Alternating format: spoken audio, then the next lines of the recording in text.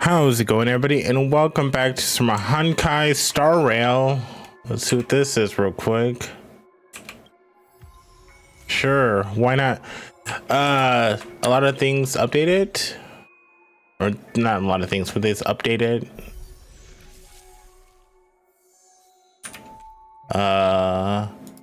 Let's get this all started. Right.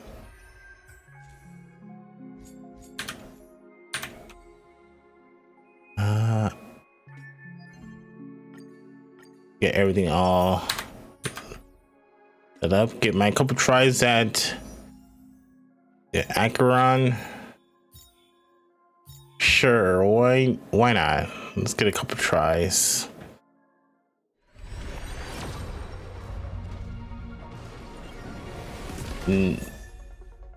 Okay, cool. Oh, okay.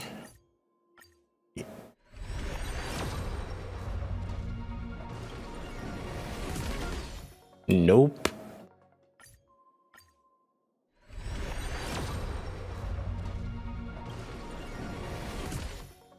Nada.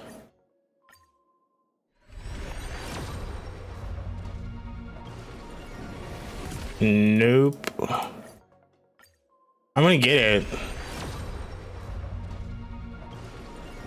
This is probably not this time around.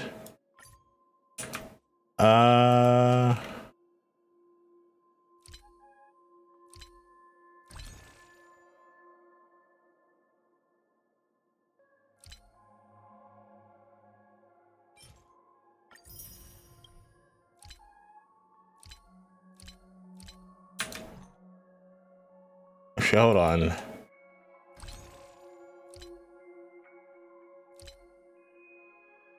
many days? 5 days? Okay.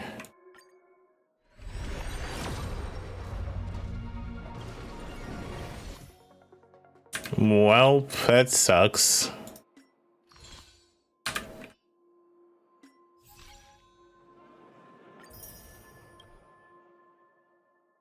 Now he's got the anniversary going on. Got whatever that is. Got that. Well, to be busy.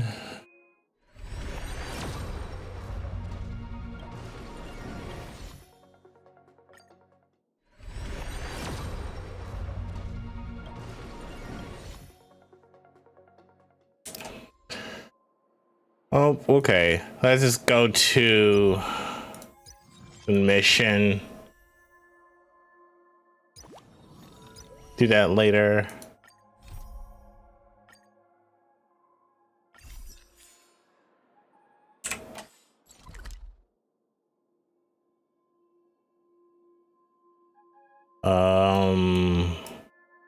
Right here, I guess.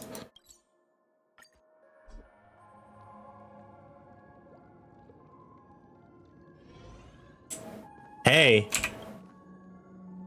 Ah, friend. My expression wasn't much better than yours when I first saw this. Your eyes aren't deceiving you. It's her. The famous singer, Robin. But how is this possible?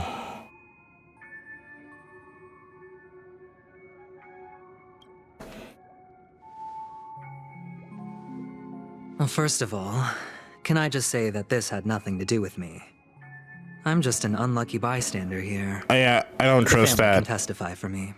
Sure. If you don't believe me, just ask anyone in the Bloodhound family. They hate me and they hate the IPC, so they'd never lie. This is not where the crime happened. What I showed you was a memory. The most basic light cone manifesting tech. Authorized by the Garden of Recollection and owned by the IPC. Did you really think the Galaxy Rangers were outsiders this whole time?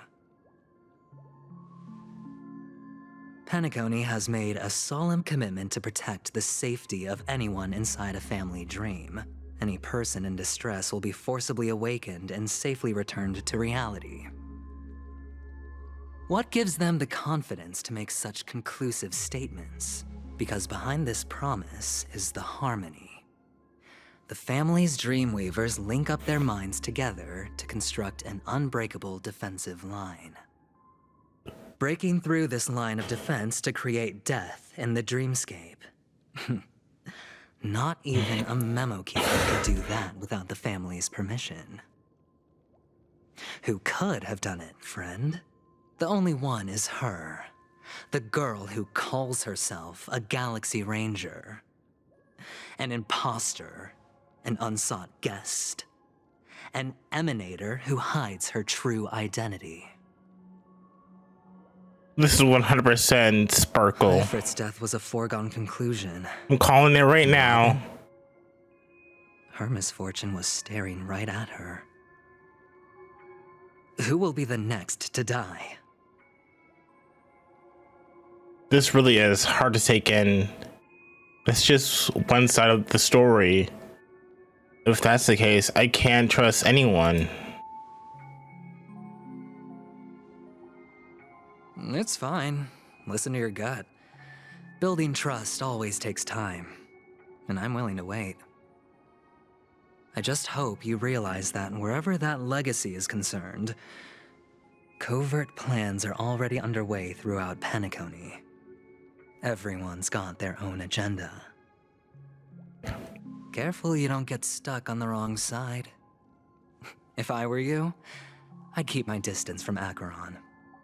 After all, any schemes out in the open are always going to be better than a monster in the shadows, right?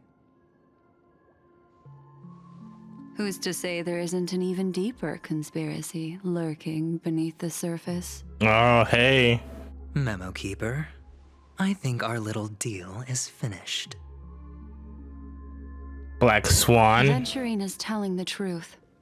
This memory is a real one, and there's no sign of any distortion grafting on.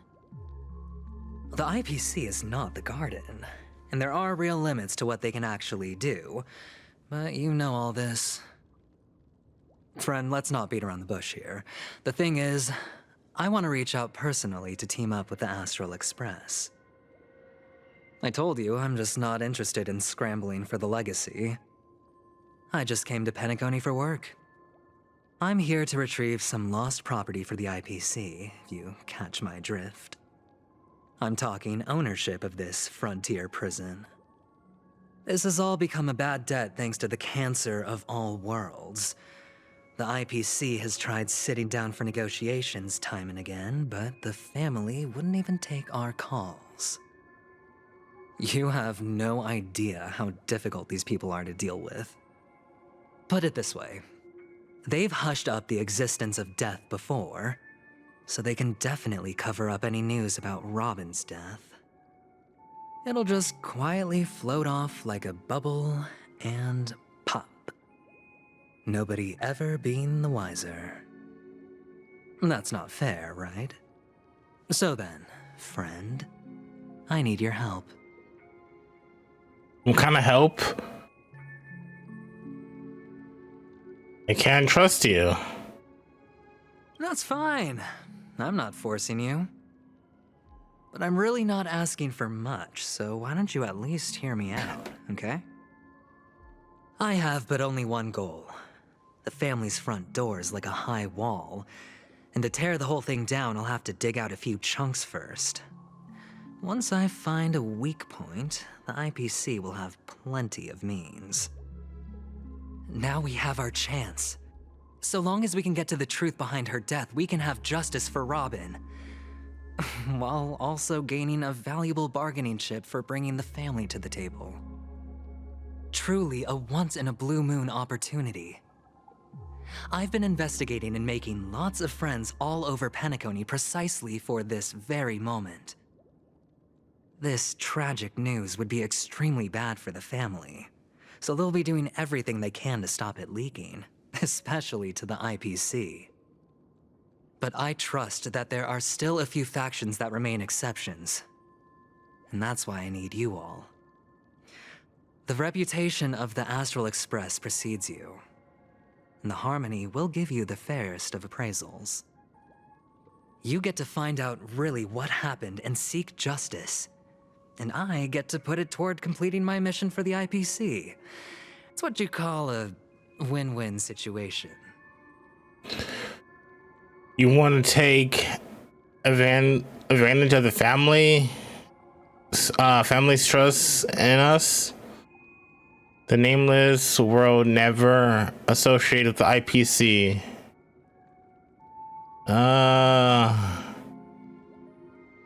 Yeah. Don't worry, just head back and talk things over with your companions. That navigator is really smart.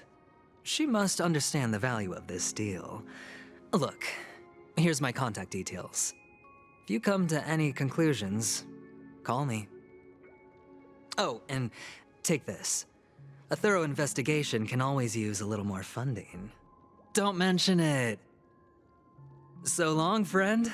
I really am looking forward to uncovering the truth about death with everyone. Aventurine just sauntered off. He really doesn't mean to force it, but something still seems off. Yeah, I know. What now? What are your plans? Black Swan. What is she thinking?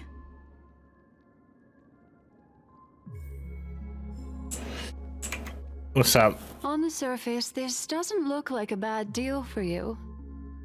But Aventurine is a shrewd merchant whose scheme won't just be as simple as it appears to be. He doesn't know about Miss Firefly yet. But, judging by your reaction, he may have noticed something going on. Yes, he does. He deliberately shifted topics to the truth of death to try and pull you in line with his way of thinking. That's quick thinking and very sound logic. Aventurine is no fool, and working with him definitely has its dangers. The Nameless can't just turn a blind eye. For Firefly's sakes, we must get to the bottom of this. Paying it safe seems to be the smarter move. You know what? That is something I agree on. Anyway, be careful out there. There's more than one way to blaze a trail. Ha ha ha In a ha. dark forest beset by wolves, ensuring your own escape to safety should be your primary concern. As for the other questions,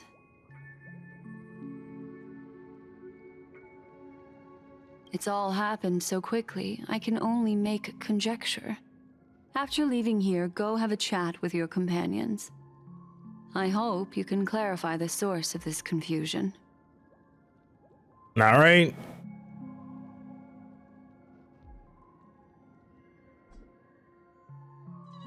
Come, this way.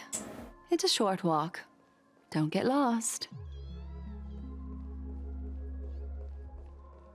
I will try not to.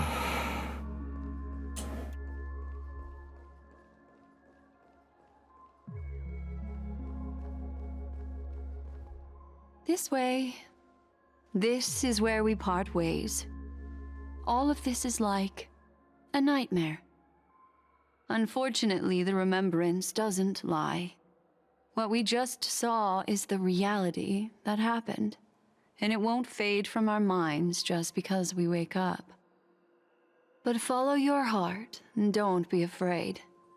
We all walk through this world casting shadows of different lengths, and ultimately, all we leave behind are precious memories. Hold on just a sec. Black Swan gently touches the root of the ear. There you go. A small parting gift. If one day you unfortunately fall into the deep waters of the memory zone and there's no memo keeper to join you, hopefully it can guide you on my behalf. I also pay great attention to the ways of the world. Just think of this as an apology from me for hiding something from you. Thank Then you. I've something private to take care of regarding that Galaxy Ranger. Let's leave things there, shall we? What fascinating memories will you bring for me next time we meet? I sincerely look forward to them. I want to know who was the guy in that suit that we like demolished.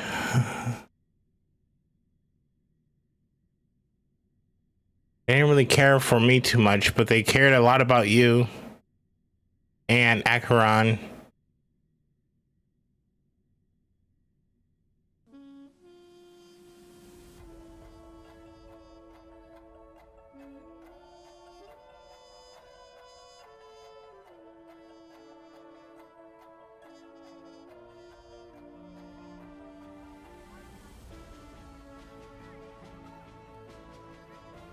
Where's okay? Hey, I'm done.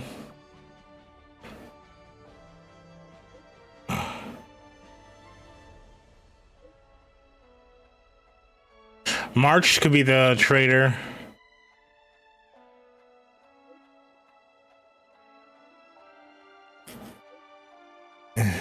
I'm sorry what happened to Firefly. Yeah, it's fine. A family rep. Is Himiko okay?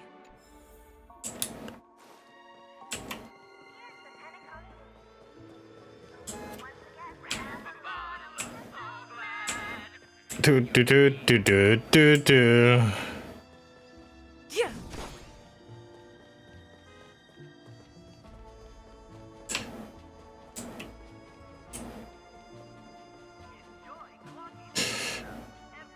All right. So much has happened. I should take a moment to gather my thoughts and wait for everyone to arrive.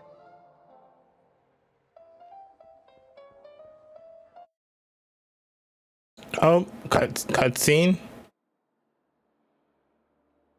Sometime deep in the memory zone. Perish that blade now, Ranger. Do you still dream, Hunter? Of those slain by your hand?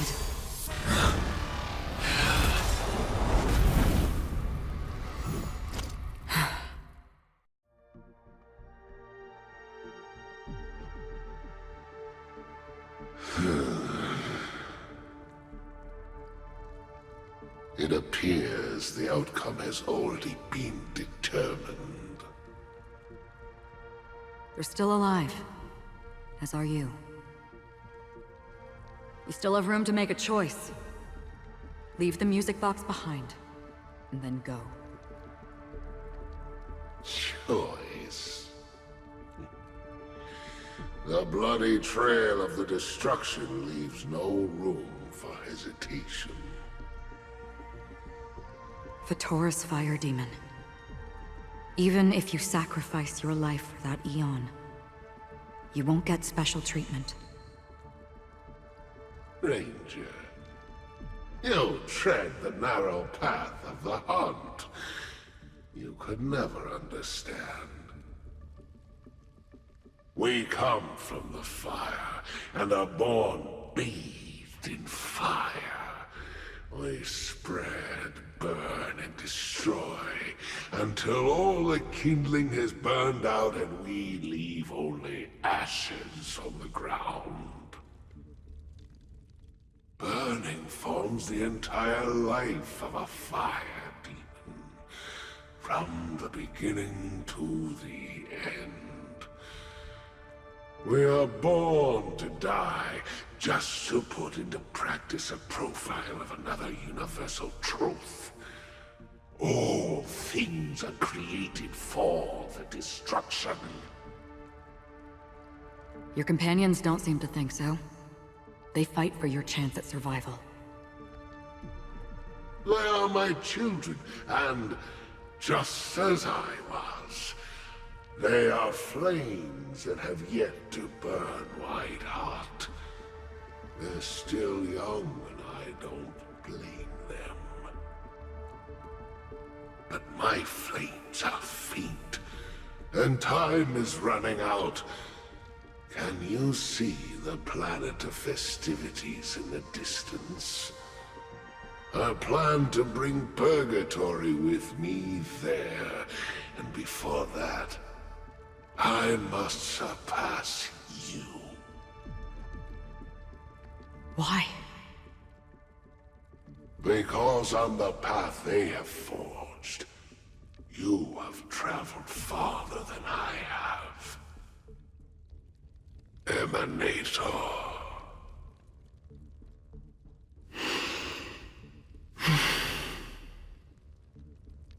You cannot hide your true identity.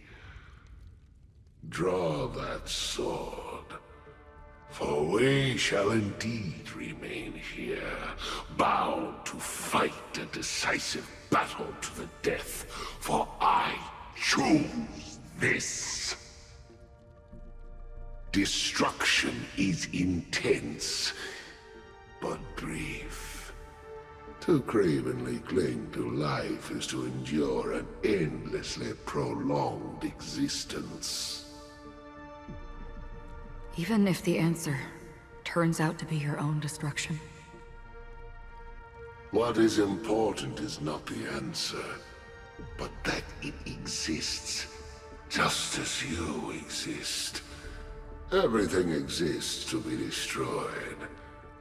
Emanators are no different. Just as even sweet dreams may be born of the void, the so-called impossible is merely something that has yet to happen.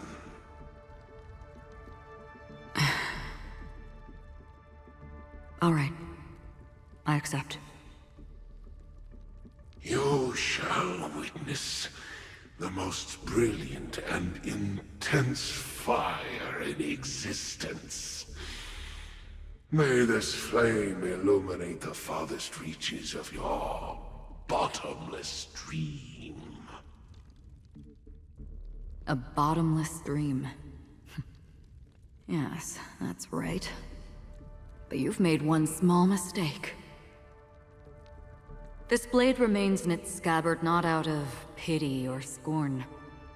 It's a personal secret that I don't want to disclose, but perhaps out of reciprocity.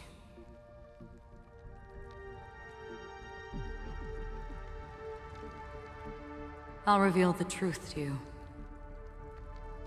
The hunt is not the path I truly follow. May death be the end of your boundless dream, guiding you back to the waking world.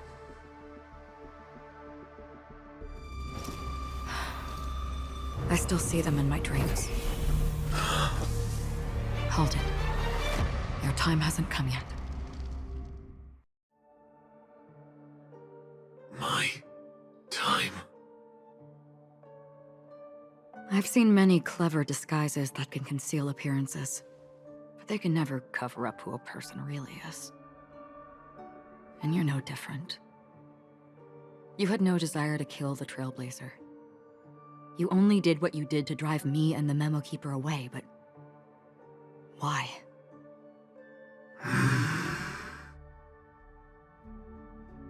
Did Destiny's slave make you do it? You know, Elio. I thought this is just the kind of thing that'd get written into your script. My script has always been brief.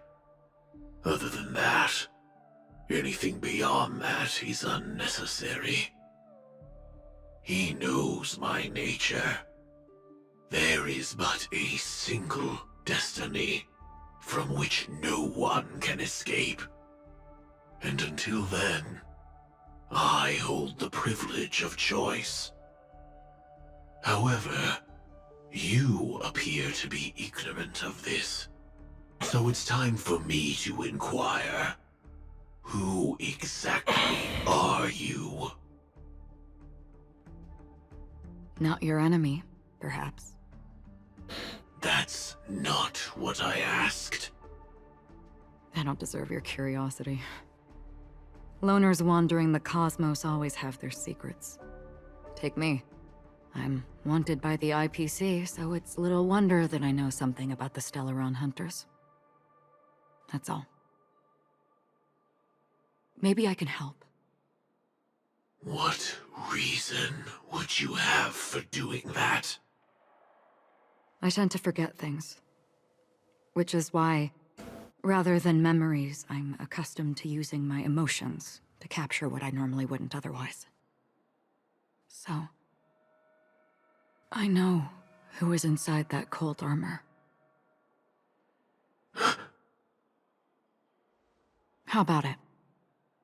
Ready to take off that armor and sit down for a talk?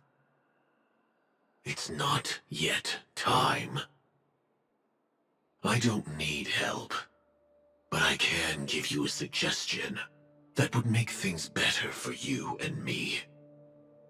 If your goal is the Watchmaker's legacy, then go look into the family. Not only are they covering up the existence of death, but they're burying the past and the truth about what happens inside the dreamscape. Already on it. And the Astral Express is no enemy of yours. I know that. I just never expected to hear you say it. What's next, then?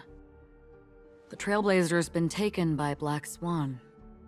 Will you go look for her? No need for that. No harm in mentioning that Elio's only given me one instruction. Get all of the Astral Express to track down the Grand Legacy. I tried settling this in an easier and more direct way, but as you can see, here I am, confronting you. I failed. Can't ever go against the script. The so-called impossible is merely something that has yet to happen. That's it. Before we split, can I ask you one more thing? Is there anything else in your script about me? I'd like to know what kind of footnote I get to leave in that future foreseen by destiny. Unfortunately, not a thing came up. I knew it.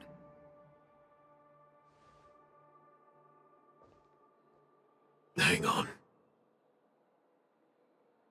I don't. Don't. What? Your first question was, do you still have dreams about everyone who died because of you? I don't. Never have. I was born without the ability to dream. I live for this cold, harsh reality. For a little light, and to burn, to keep on burning, until I turn to ash. So, I really envy you. Is that so? Then you're already living in the waking world.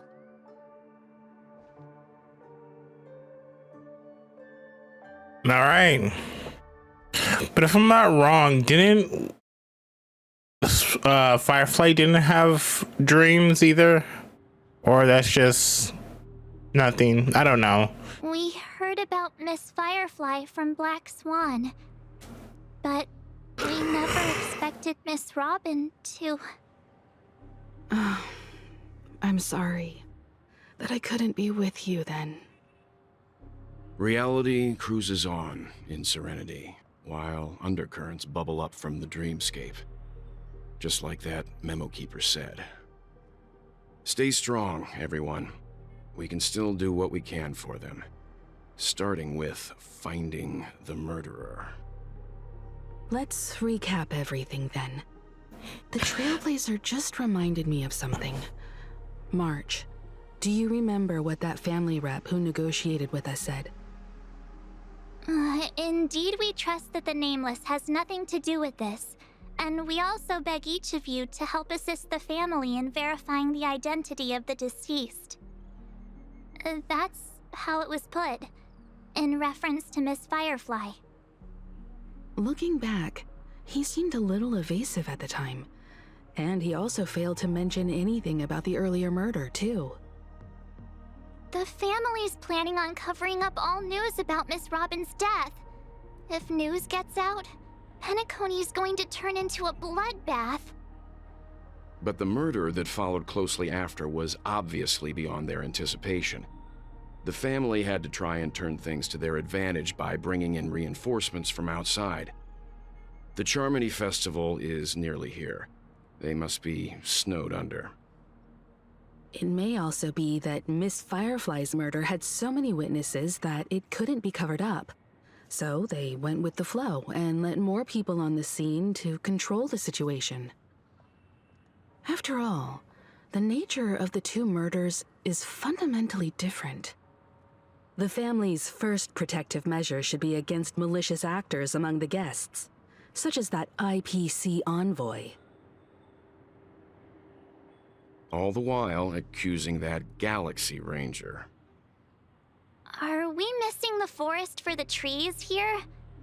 I always felt that Aventurine's reasons for accusing Miss Acheron were highly subtle. Can we believe him? At this point, I'm afraid the only ones we can trust are ourselves. Look, let's try to gather intel first and then list all the possible outcomes we can. Then we go through them, eliminating contradictions one by one. The fewer facts remaining, the closer we are to the truth. I've still got this sense of foreboding. It's like we're stuck in a whirlpool, spinning around that legacy even after everything that's happened. This time we're playing the role of a real detective. But before we start, what are we going to say to the family and Aventurine? As I see things, the family harbors no ill will towards the Astral Express. If they didn't trust the crew, they wouldn't have casually commissioned outsiders to investigate a case that's, in all likelihood, a scandal. Plus, this is the family's turf. Teaming up with them should make things easier for us in the future. As for that Aventurine, well, I'd like to hear your thoughts. He's complex. He deliberately slow-played his hand during negotiations while running circles around us all the while. He appealed convincingly to both reason and emotion. It wasn't forced, but the intent was obvious. Still, it's good to have contacts among all this uncertainty.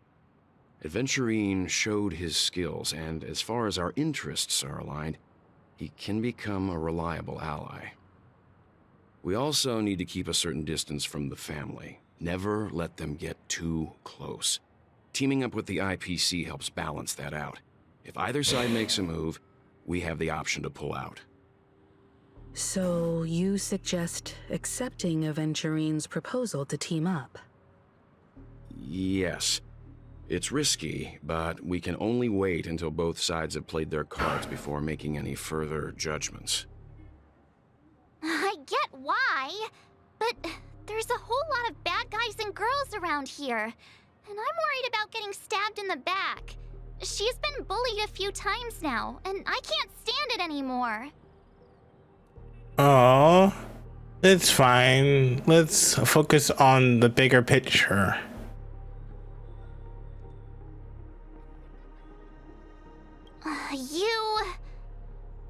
No, I can't accept this. Oh, March. Forget about it.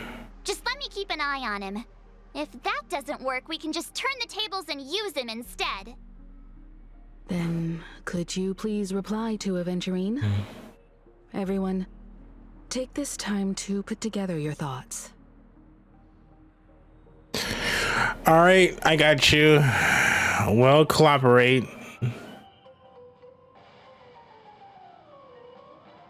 Wonderful. Response come faster than I expected. From now on, we'll all in together. There's a small something for our upcoming partnership. That's it. That's it? It doesn't seem like much. Give me another 100k, rich boy. Let me see what you got. Oops, I pressed send early. Here's a little extra.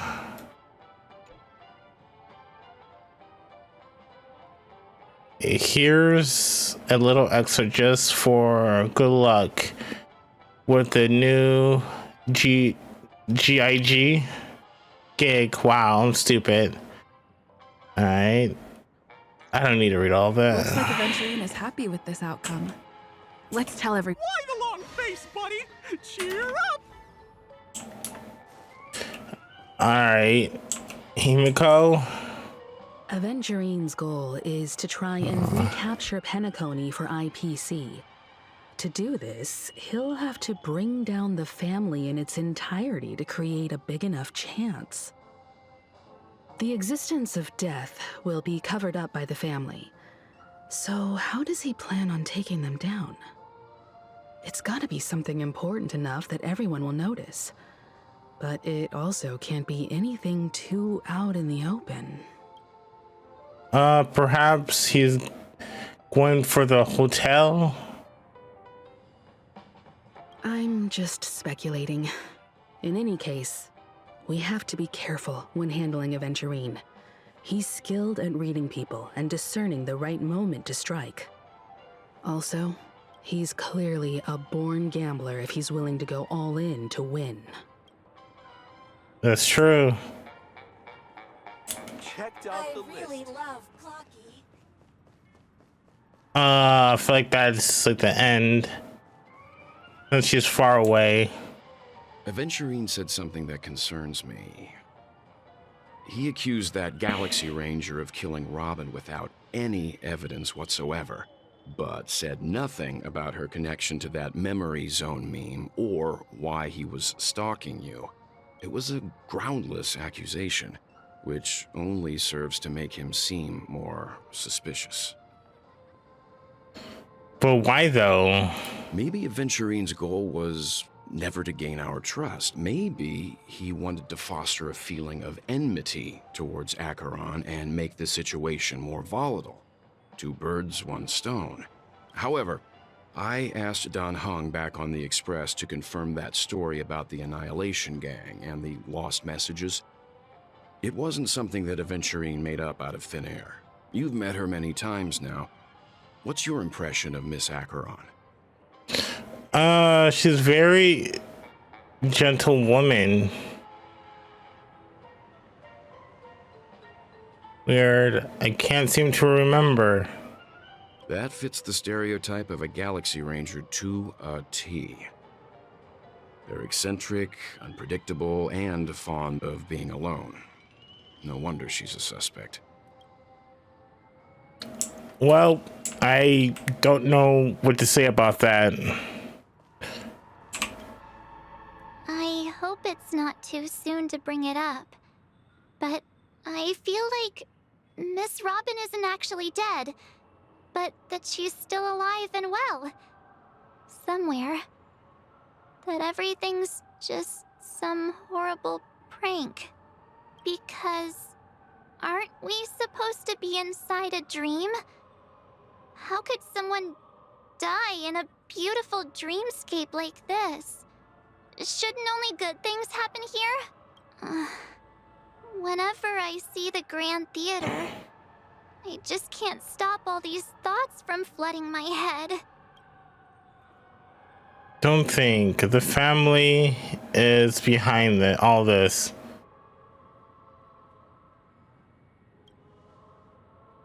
Yeah, cheer her up. Yeah, of course. At times like this, we're so lucky to have our crew. The family and the IPC. Everyone has their own plans going on. Everyone's still having a great time out there on the streets. Nobody knows what's happened. It's all so unreal. As if Firefly, Miss Robin, and us were all outsiders from another world. Aw, what a mess. I really want a nice cool drink of soda to help me calm down. But then I'd be just like everyone else out on the streets. Looks like Aventurine doesn't need anything else. Let's turn our attention to the family's assignment for now. Himiko, what do you think? Among our current clues, the two murders that she witnessed are the most directly connected.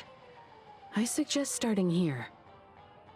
One thing I'm curious about is, if a person dies in a dream, what happens to them in real life? Seeing as we're at the family's behest, why not pop back out to reality and verify Miss Firefly's situation back at the hotel? Perhaps we could also make a few inquiries about her while out there. How about we split off into two groups? There are still some things worth focusing on inside the dreamscape. I'll investigate those, and we can link up again later. Worth focusing on? Oh. No problem. I'll leave it to you then. Huh? Aw, I thought I'd finally get to see Himiko and Mr. Yang go out on a mission together. Oh well. Take care then, Mr. Yang. I will. Keep in touch.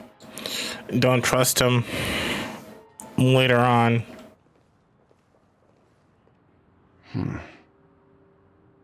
Honored guest, could you come out for a second?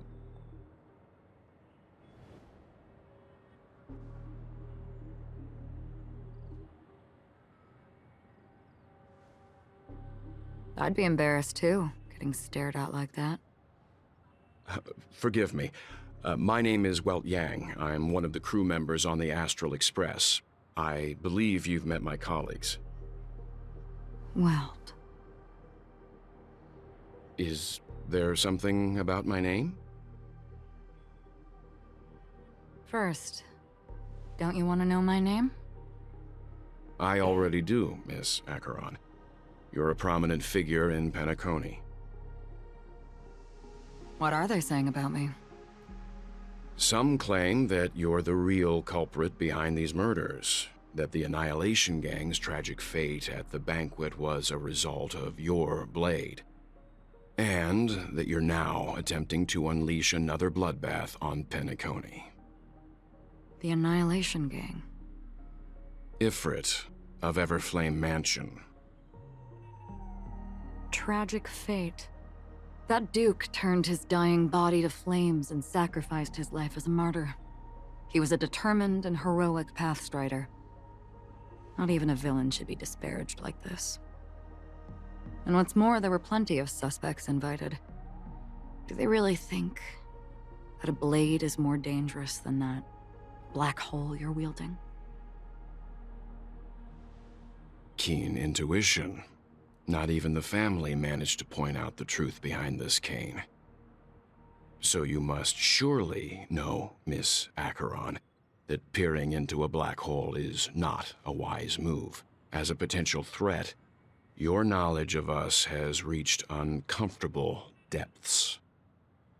Reveal your true identity and intentions. Otherwise, brace yourself for gravitational disintegration.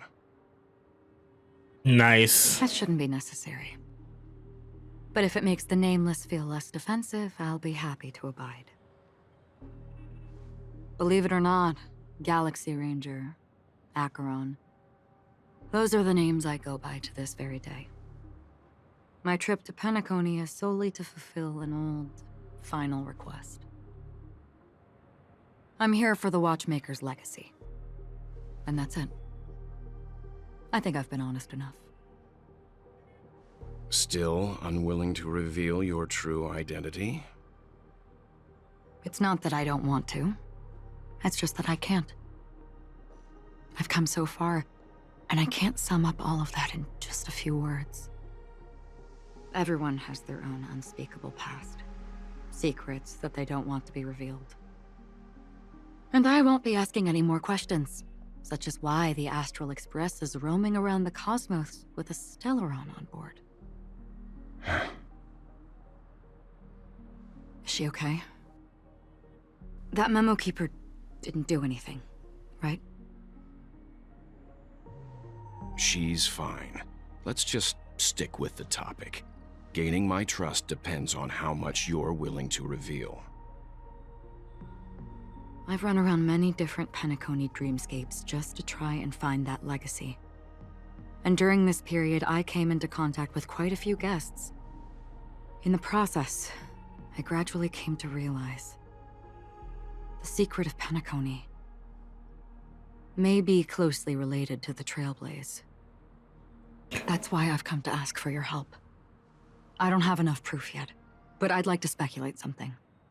The source of all tragedy lies within the family.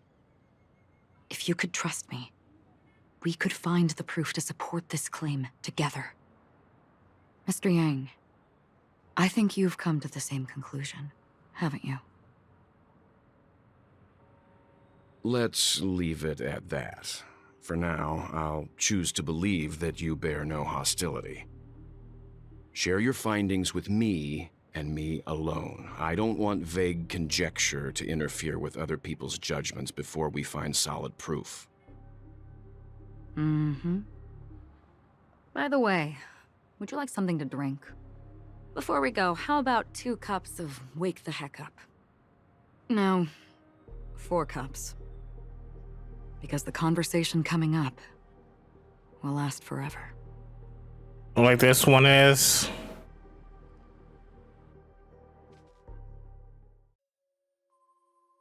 Okay.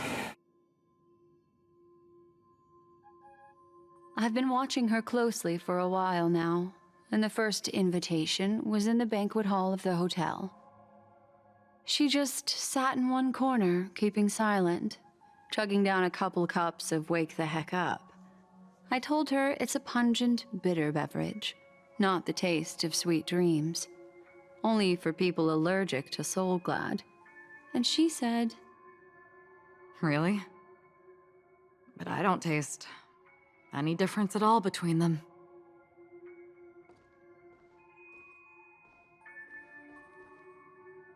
the guest rooms are charmingly minimalist. An aesthetic you share, Miss Acheron. It's a cinch, this music box. The invitation received by the Annihilation Gang. There are latent memories that linger on it yet. You see, memories of you are not yours alone. They travel in other people, other things.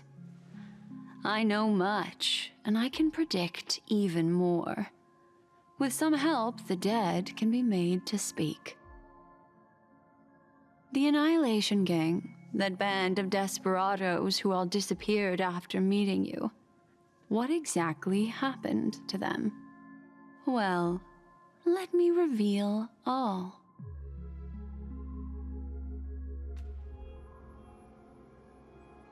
Gradation 12. Dreamscape 12. Father, I dedicate this to you. Well done, Dubra. Wherever they go, shall be met by annihilation.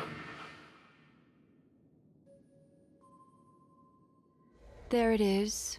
It's hazy, but it's Ifrit's voice. The other one is probably his progeny. This is the residual memory from when the invitation was first delivered. They were abruptly interrupted.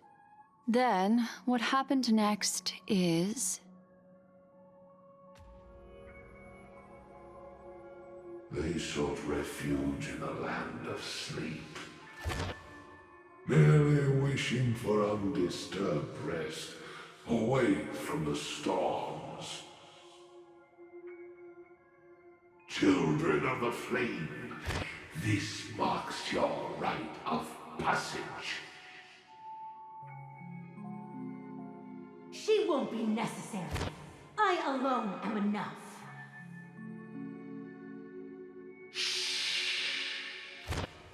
When have those on the path of destruction feared death? The Everflame Mansion has set out on a journey. Those poor Whoops. people, they have no idea what lies in wait ahead of them. Memory recovery is going well, but slowly. She'll be here soon, and time is short. There's nobody else here, so there's no need to be delicate. In fact, I think I'd better go all out.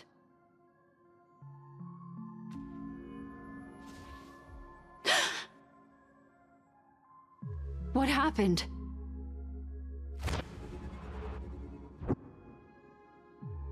The memory after that is blank. How is that possible? This music box fell into Acheron's hands, and she brought it to Penacony. That's a fact, and that's how it should have gone. But along the way...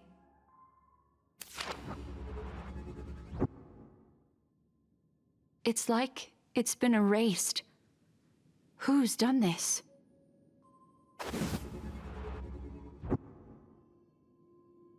Who are you?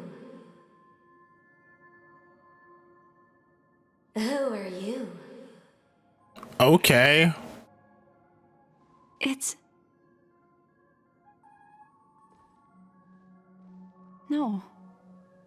Is this not a memory? Oh, a memo keeper. Do you serve the Garden of Recollection? Or the Cremators? My name is Constance. A pleasure to meet you. We were supposed to meet in Penacony and spend an unforgettable time together. But that seems unrealistic. Dahlia's not welcome on the banquet star, and I don't need a coming-of-age ceremony. And you, I know what you're looking for. Want her secret? I can give it to you, and then you can enjoy the banquet for me.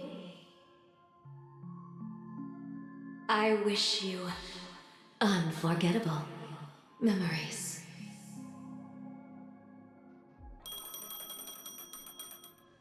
Oh. A phone. Wanna listen in?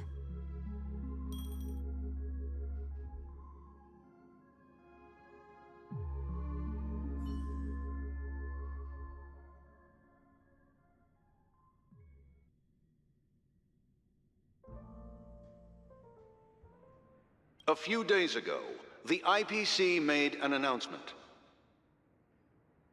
Under the watchful guidance of the Marketing Development Department, and in accordance with the Interstellar Peace Charter, the independent Sigonian sovereignty has hereby been established, and shall take a legislative seat at the Interstellar Congress.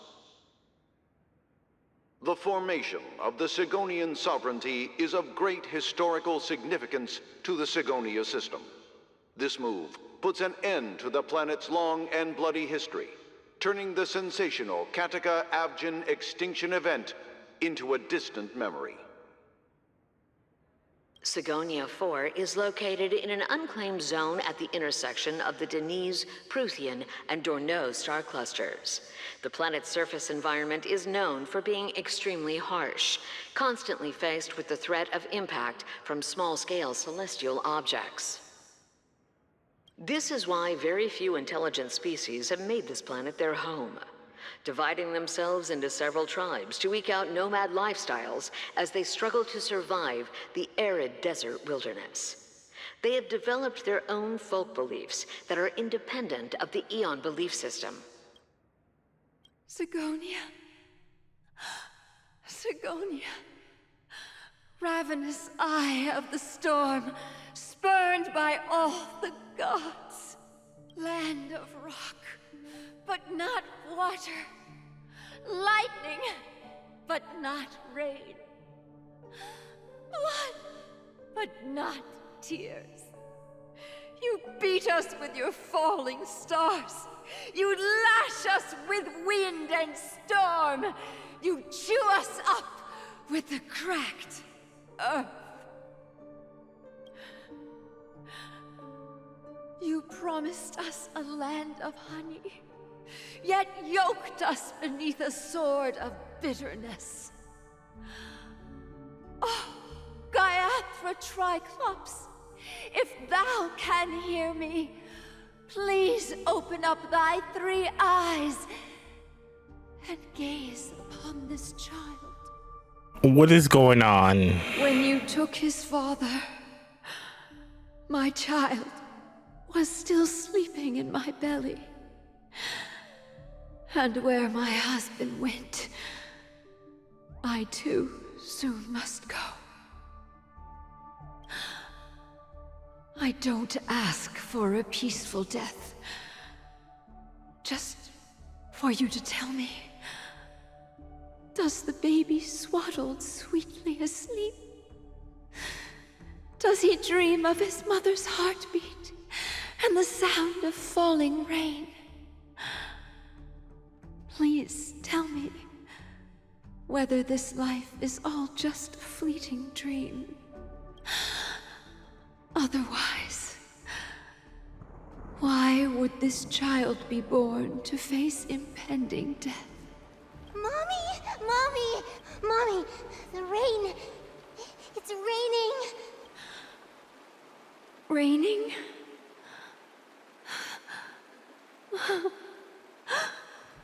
Raining! It is raining! It's true! Those Outworlders weren't lying to us. They really did summon the rain. Mommy, we can leave here. We can go back home. Who are these people? What is going on? Back home. Gaiathra Triclops. You came. Do you hear that? Thank you. Thank you. Darling, listen. This is the sound of rain. On the day you were born, the sky also sent down a gift like this from Gaiathra.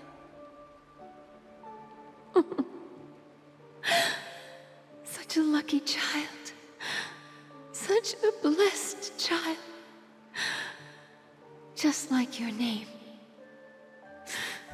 A gift from them to Avgen. My boy.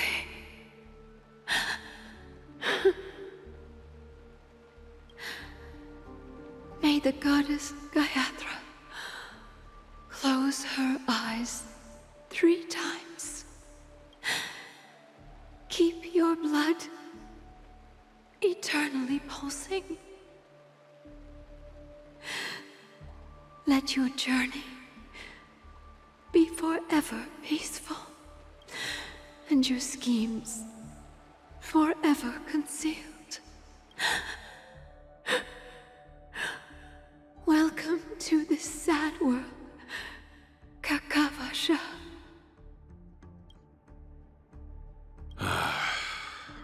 Time to wake up, gambler.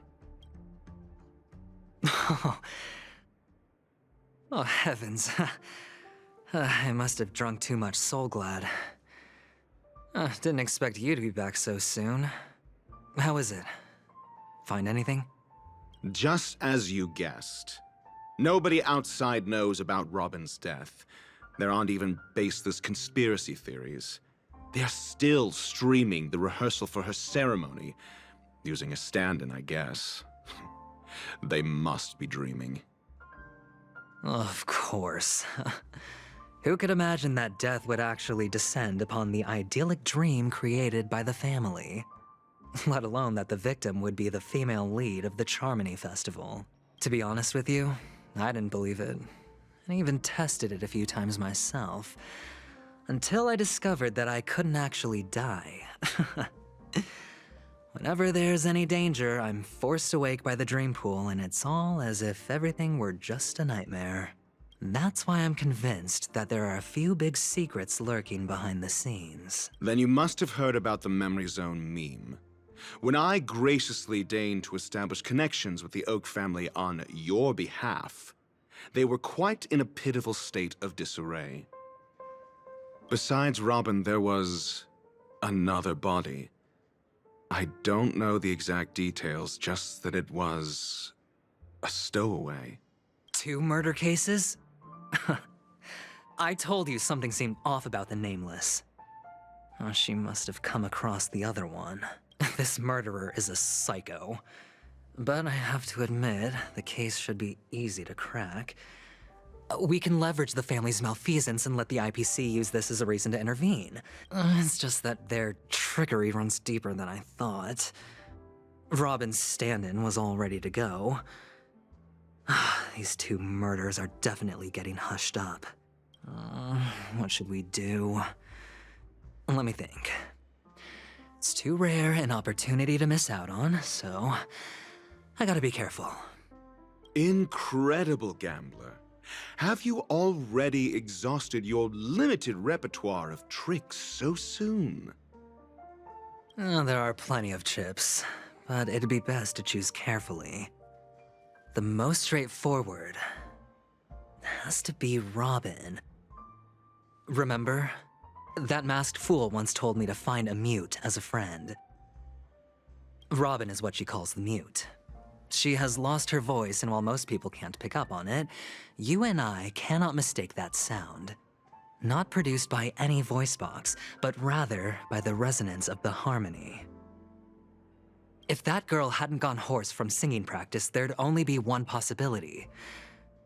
Something was up with the family. Or Robin herself. To get to the bottom of this, I tried every way I could to meet her. But she died.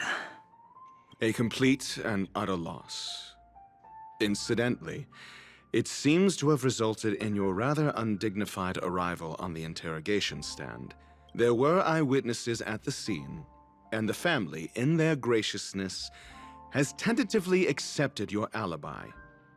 However, for the foreseeable future, you shall, regrettably, find yourself under the vigilant watch of the hounds.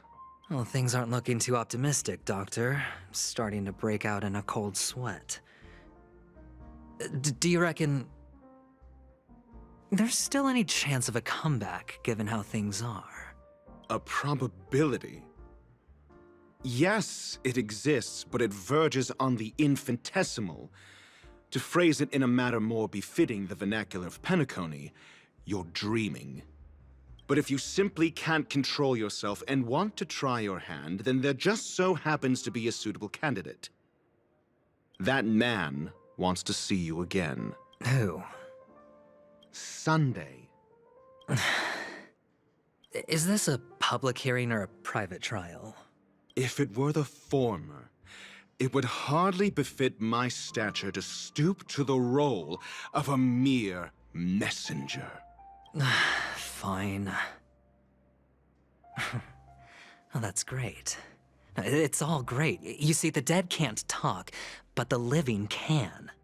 Ratio, I'm convinced now that there must be something wrong inside the family.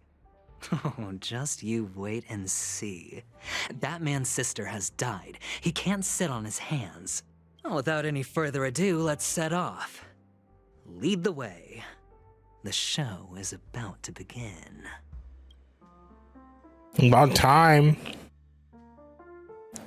I'm ready to fight someone that's been talking for the last hour. The Dewlight Pavilion is the Oak family's fortress and a place where heads of the families meet to discuss great plans for Penacony. Fortress? I like this metaphor. I dealt with the warlords of the Amanicus star system not long ago, and their synchronized orbital manor wasn't this heavily guarded. This mansion nominally belongs to Sunday, and is very befitting of its owner. Without his express invitation, the likes of ordinary guests would never grace these grounds in their lifetimes. Look around while you still have this moment of freedom. Hey, Doc, whose side are you on anyway? Who's to say I won't sell you out? We'll see. When we meet the authoritarian master of the Oak family, I'll pry an answer out of him. Follow me and I'll bring you to his parlor. Hold your tongue and let me deal with the members of the family. Okay.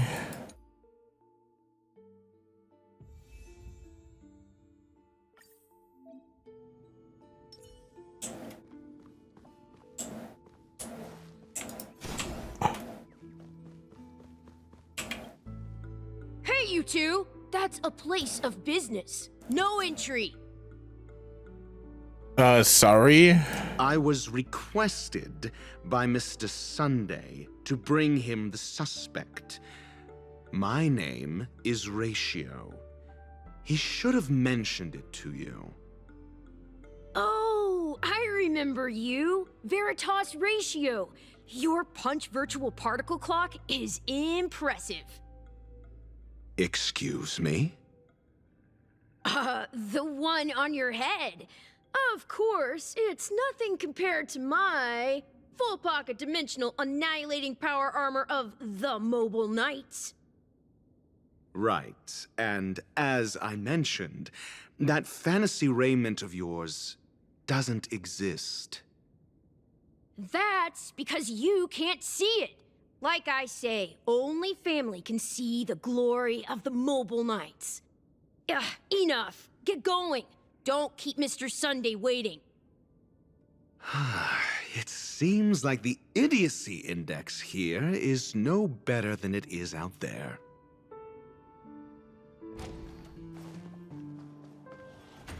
A dead end? The door is shut tight. Looks like we're on our own. I mean, there isn't a door. How did you get in before?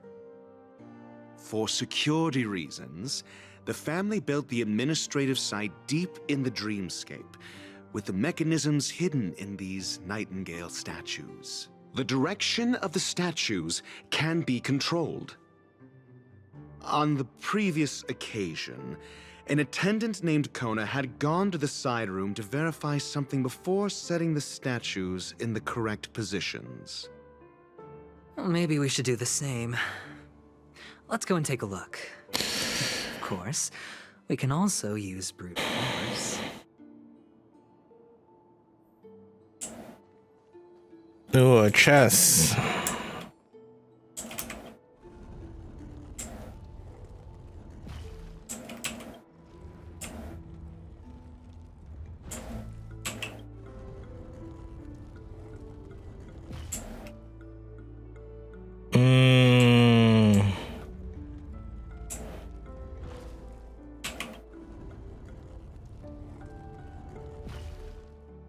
Solving a problem by brute force doesn't prove your intelligence.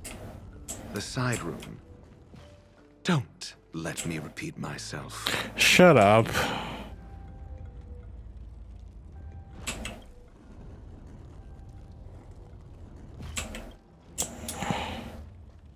If this doesn't work, I'll go.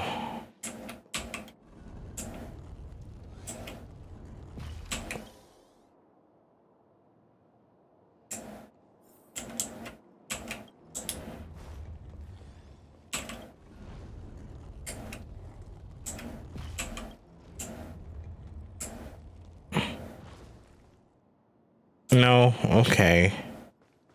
Fine.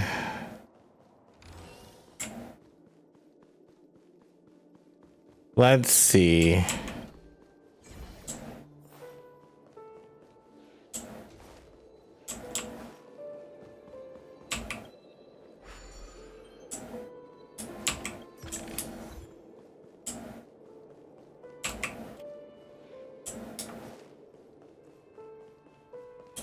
reservation.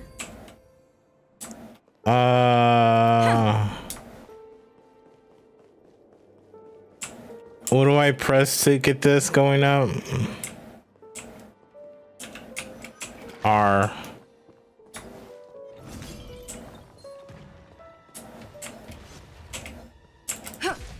Fine, I'd fight this real quick.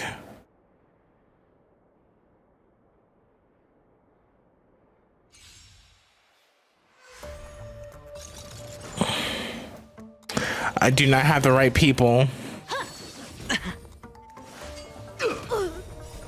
Lance, forward!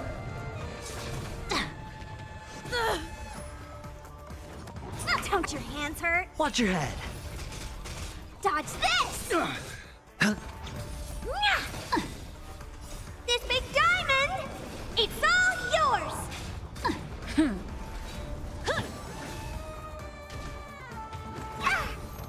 All in. Time to twirl! I won't break. Watch your head. Rise, Venus! You're not going anywhere. Hey! Lance, forward! Time to twirl! Dodge this! No dirty tricks, all right? Bust. Or maybe I'll take it all. All in.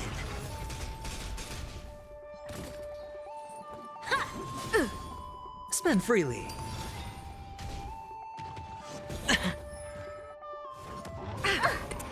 Watch your head. This big diamond! It's all yours!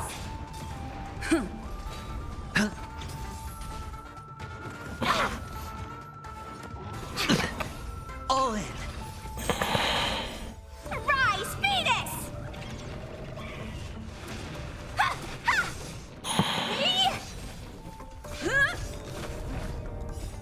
Lance, I failed. This will do so much time on this. No dirt. Watch your head. Bust. Or maybe I'll take it all. All in. You're not going anywhere! Dodge this!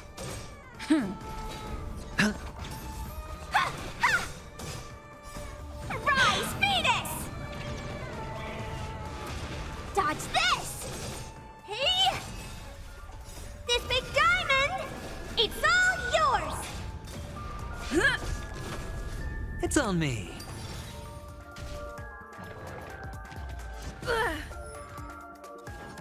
I won't break. Okay. Watch your head. Just come on. No dirty trick. All in. Bust. Or maybe I'll take it all. Lance, forward! You're not going anywhere! Watch your head. Hey!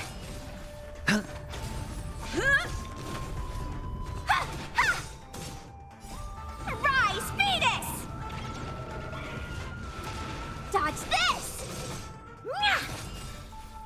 This big diamond! It's all yours!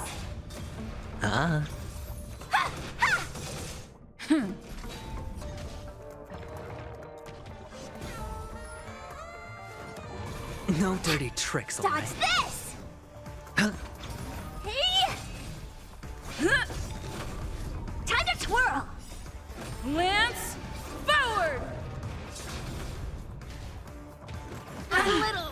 Okay. Bust. Or maybe I'll take it all. Well,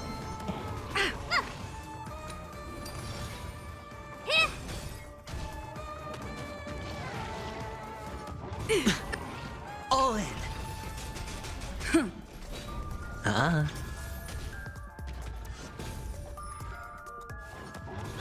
Connection. Watch your head. well. Lance, Bust. Or maybe I'll take it all.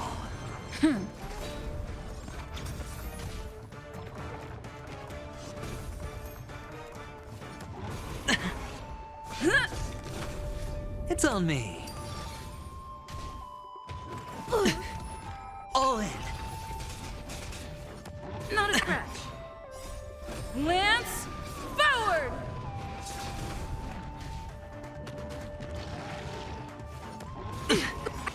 Watch your head. Bust. Or maybe I'll take it all.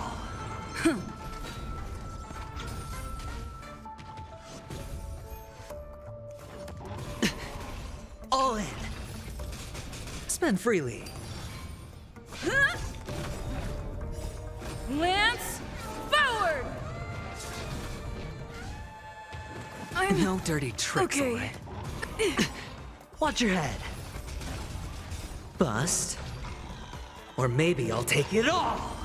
All in. It's on me. Uh-uh.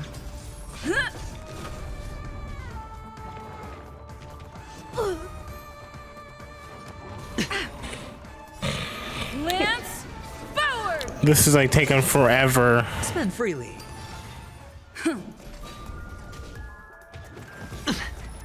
Watch your head. Bust. Or maybe I'll take it all.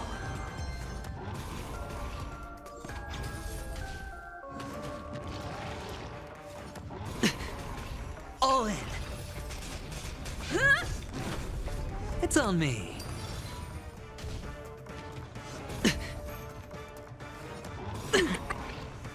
Bust. Or maybe I'll take it all. Watch your head. Lance, forward! Uh-uh. Spend freely. No dirty tricks, all right? All in. Lance, forward! Bust. Or maybe I'll take it all. Watch your head.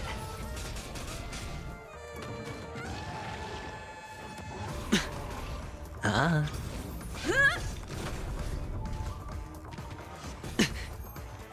All in. It's on me. Lance, forward! Bust. Or maybe I'll take it all. Finally. Give me that chest. Great. The more the better. Alright, let me switch it up.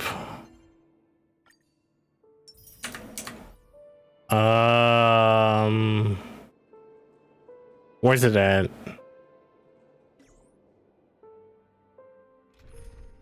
Okay, let me.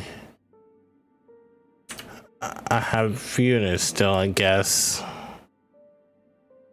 Now I need a healer. Don't worry. If anything happens, I'll just put you back together. Rest assured, dear. I'll do all the... Okay.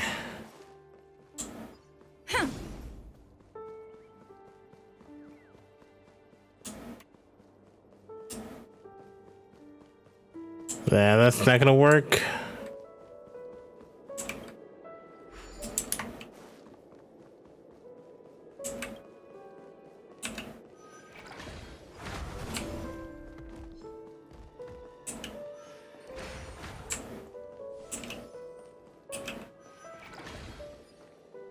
Six nightingales facing in different directions. An obvious hint. But are these nightingales? They are. What's wrong? How can nightingales be so huge? They look more like torment eagles to me. There are no eagles in the 5 families, only nightingales. Why am I wasting time with you on this? I can't really tell where the back ones are facing.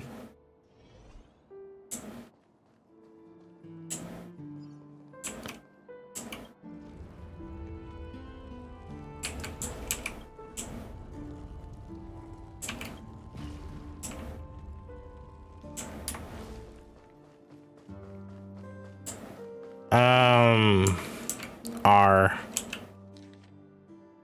So wall up, can't really tell.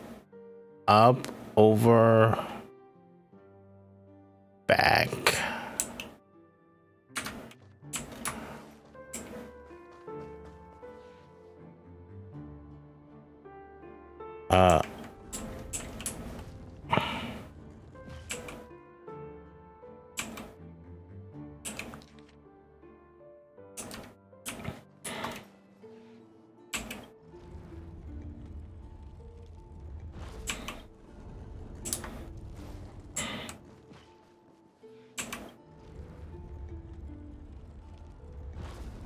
Okay, got Just as it. I thought. Here's the correct answer. A truly miraculous discovery. Perhaps I should offer you the chance to join the Genius Society. Really? Well, I thought you'd given up on that already. I was being sarcastic. Can't you tell? Nope.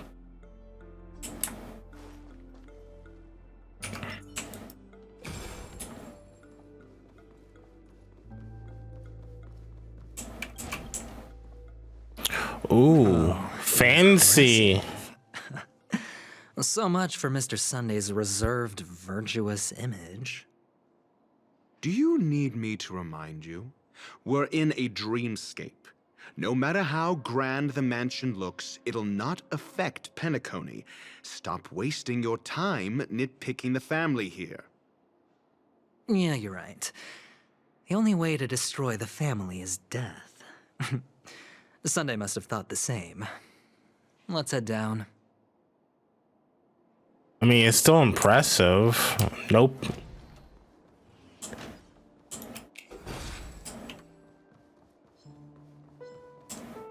What is this?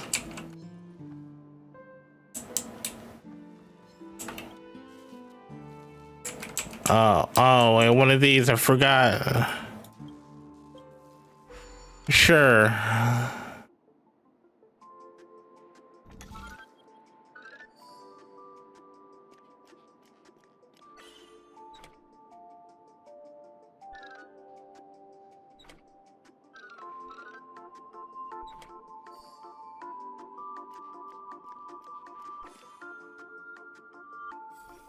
Easy.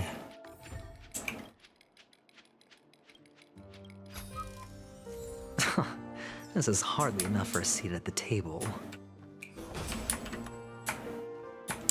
Okay, what's in here? Yeah, that's what I thought.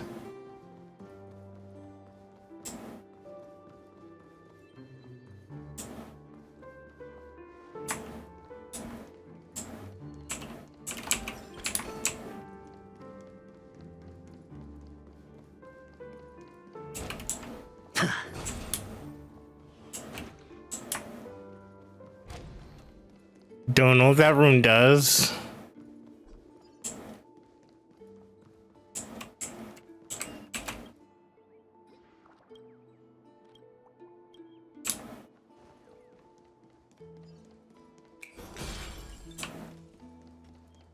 Let's...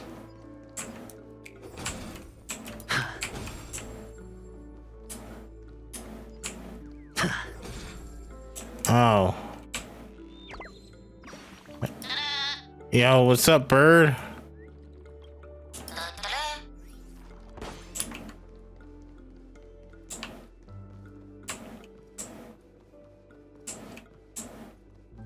And there is a mirror right here.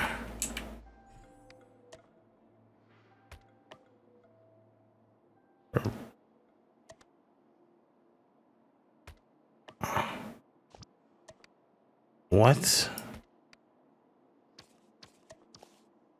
Oh, yeah, I forgot you could rotate it.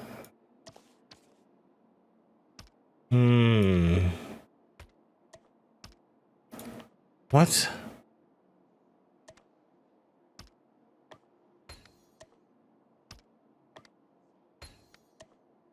Okay.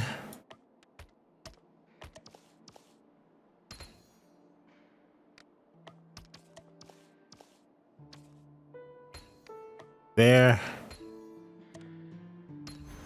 An unsurprising win.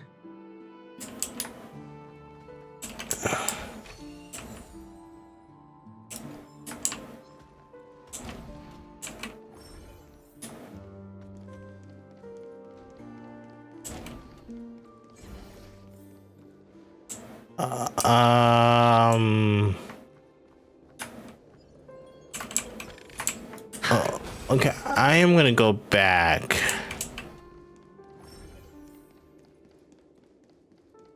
And get this area all cleared out first.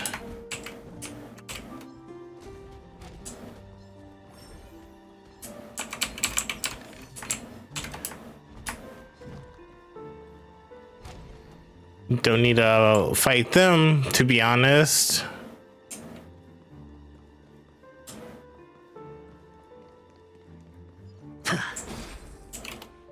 Hold on.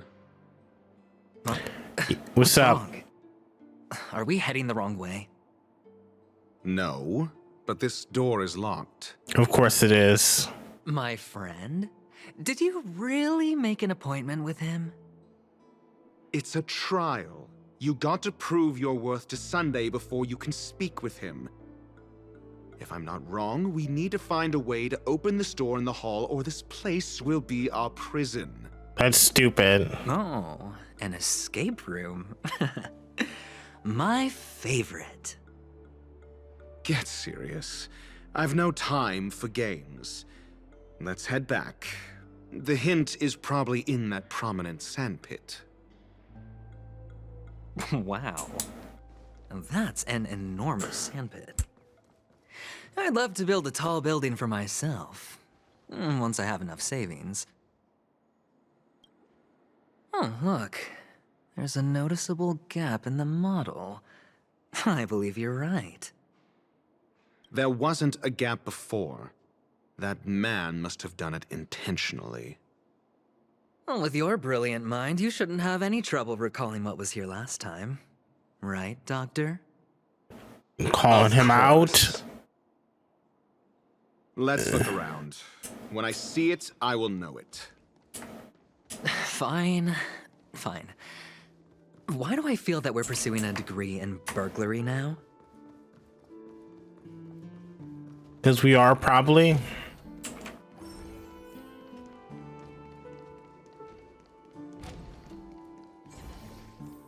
Found it. This is it.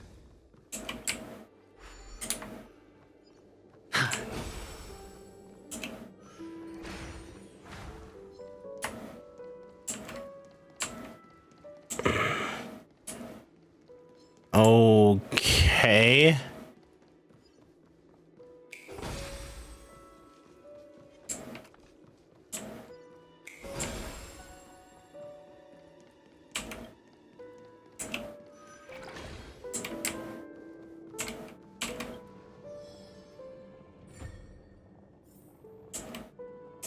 Don't you dare.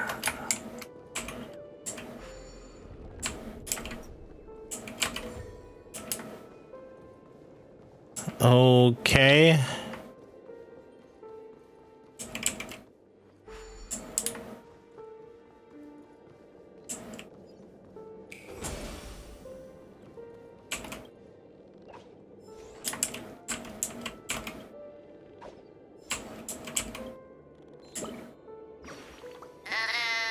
Yeah, bird.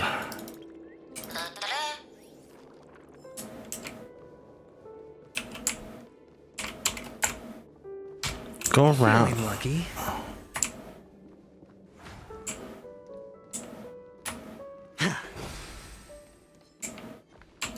Nope.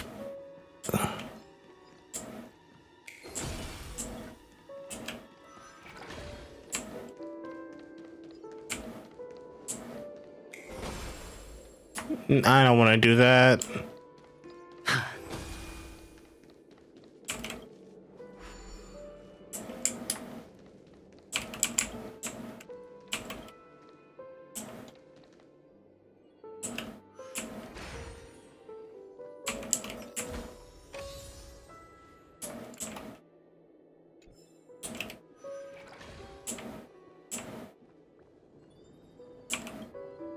Huh. And the nameplate reads Gulliver's Arch. Well, I'm amazed you can remember something this tiny. You know, this reminds me of a tunnel I once saw that could shrink people who passed through it. If I were you, I would shut my mouth. It's wise to remain silent when you should. Jeez, Dr. Ratio, don't be like that.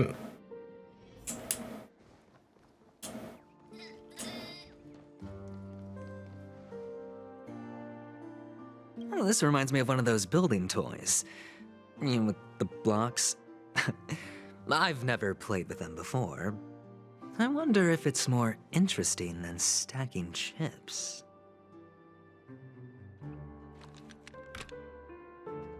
Oh, look. The gap is closed. And it fits perfectly.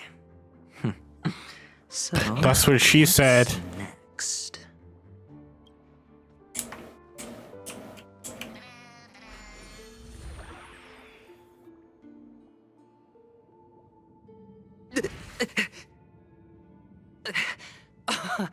Oh, good heavens. Did I shrink? Am I still in a dream? Indeed. Oh, Doctor, you're huge. It's me! Down here! In the sand pit! Oh, actually, I think we could make this work for us. Just find a way to slip me into Sunday's collar, and I'll infiltrate the family just like that. Oh, fine. I was just kidding. Let's find a way to open the door.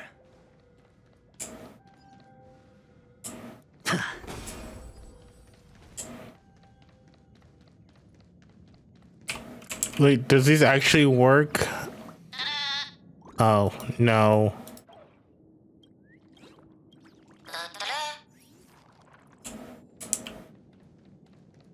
I'm gonna look around.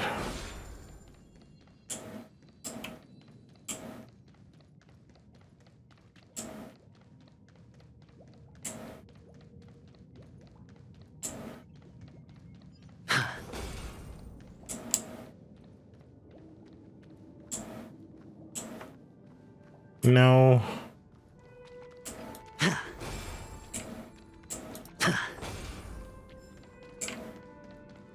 Okay, I'm just gonna go.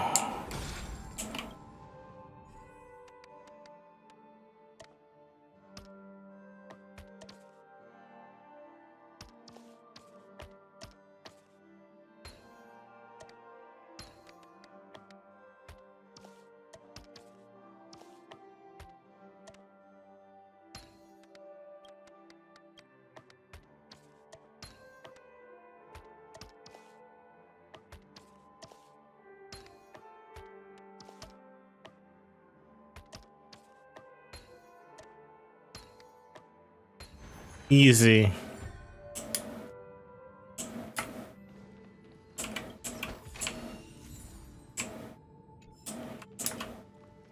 Give me a lot of those armors.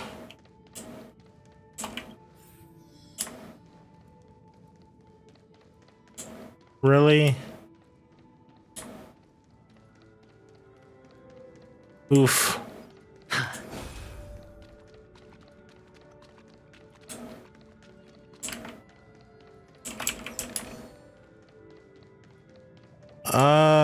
Is it behind this?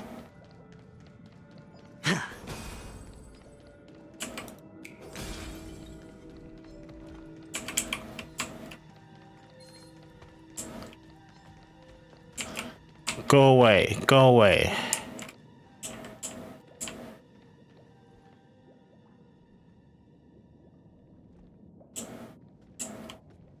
Okay.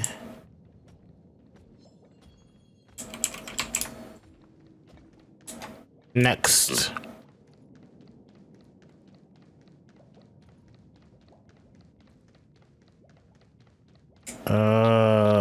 Okay. Hey. Hello! Welcome to the Golden Hour base model. I am an Oak Soldier. I will be here to guide you through the tour of the base model. Happy to be of service. And tell me about the tour. Hello! Welcome to the Golden Hour base model. Base model. I am an Oak Soldier. I will be here to guide you through the tour of the base model. Hey, I was talking to you. Model. Happy to be of service. Generating guide. Please wait patient.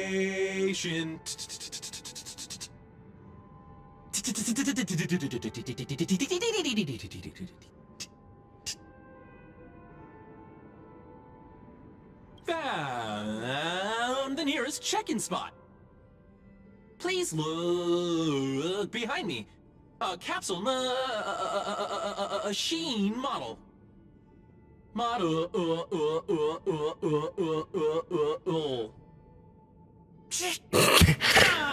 Giggity.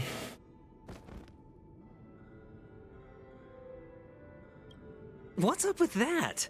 Now the family's toys are trying to frame me? I didn't do a thing to it. Oh, capsule machine. There's no mechanism on the floor. Could there be one at the top?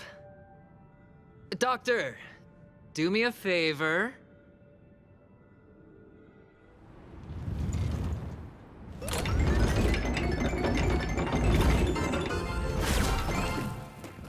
So, I was right. These models have interiors that look exactly like the real building. Oh, one of the fragments flew upstairs. I'll need to use the pinball machine to flick myself up there. But it's tough. Oh, great. There's another pinball machine base here. And it's empty too. Doc! I'll need your brain power again. There's no need to yell. I can hear you. The pinball machine must be hidden somewhere in the hall, like the arch. Wait here, and I'll be back. Oh boy. All right.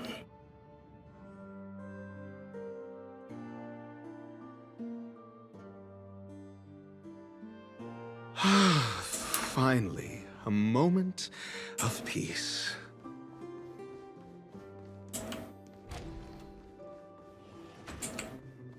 Wait, this...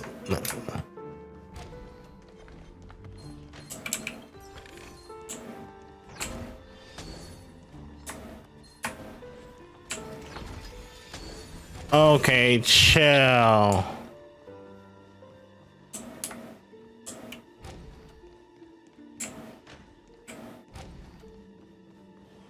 Where is it at?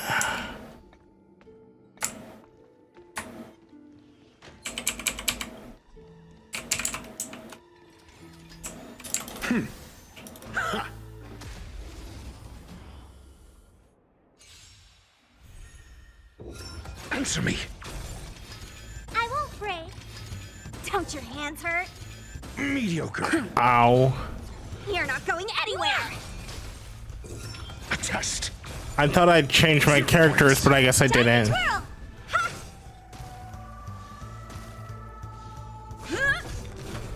Time to twirl. Answer me. Feel.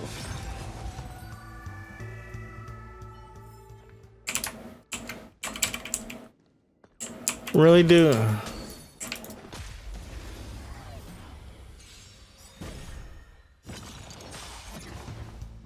Oh. Knowledge, the measure of truth and falsehood.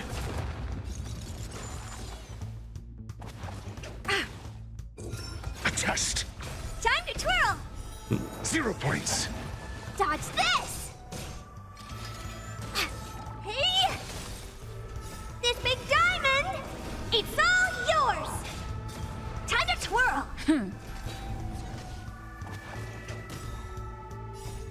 Lance, forward!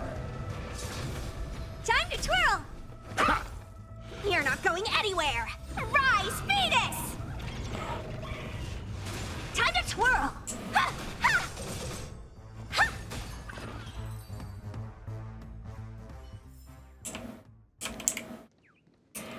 That's it. Pleasant moments of solitude are always fleeting.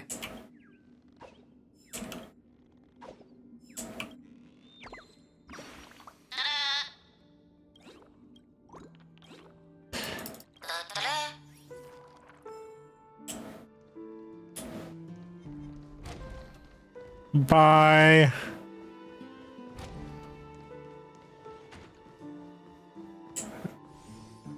Oh, you're back. Just place it here. Thank you.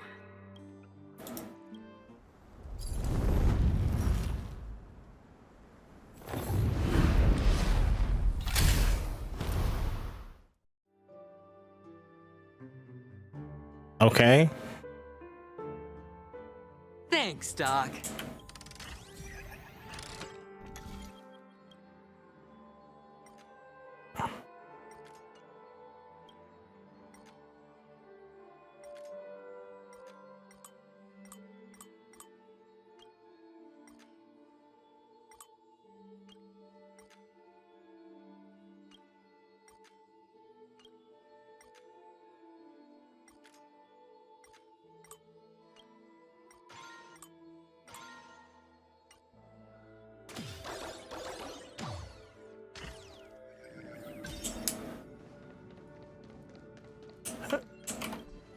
Of course.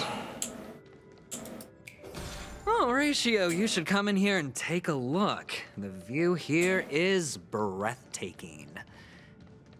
Honestly, you could easily squash... Hold on. Piece of cake.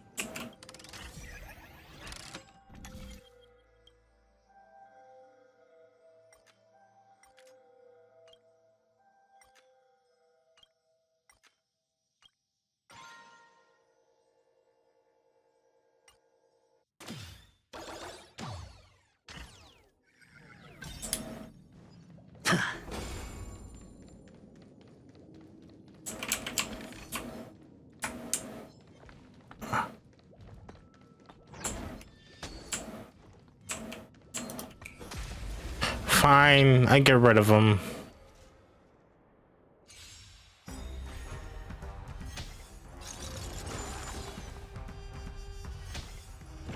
Oh. Never seen that thing.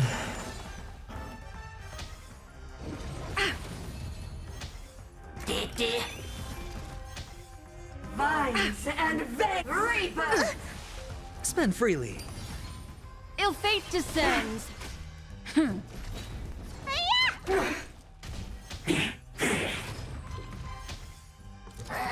Oh yeah, wait, what? Oh, to be reborn. All in. Ill tidings manifest. I don't know. Hold on. Piece of cake. Bruh.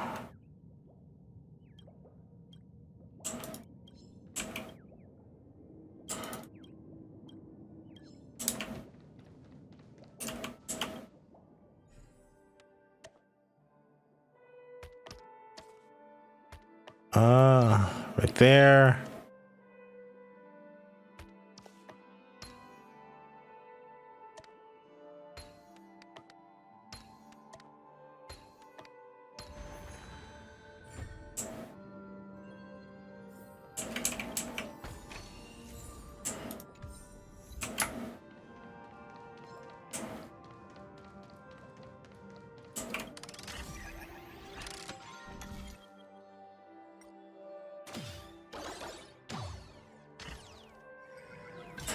Good. It's already.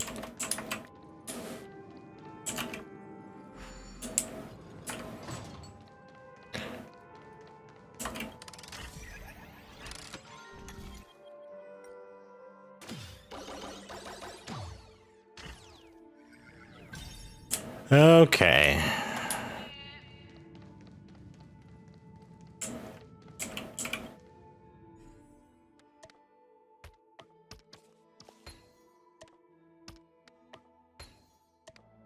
And the joyous tour of Toy City has come to an end. Makes me feel sad. Penacony isn't all bad, right? I'll use this interesting experience as a talking point at the poker table. Well, have fun with that.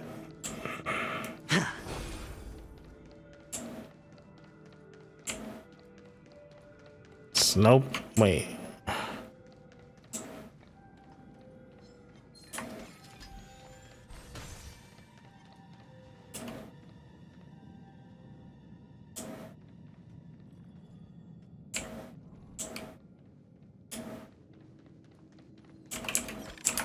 Grab that.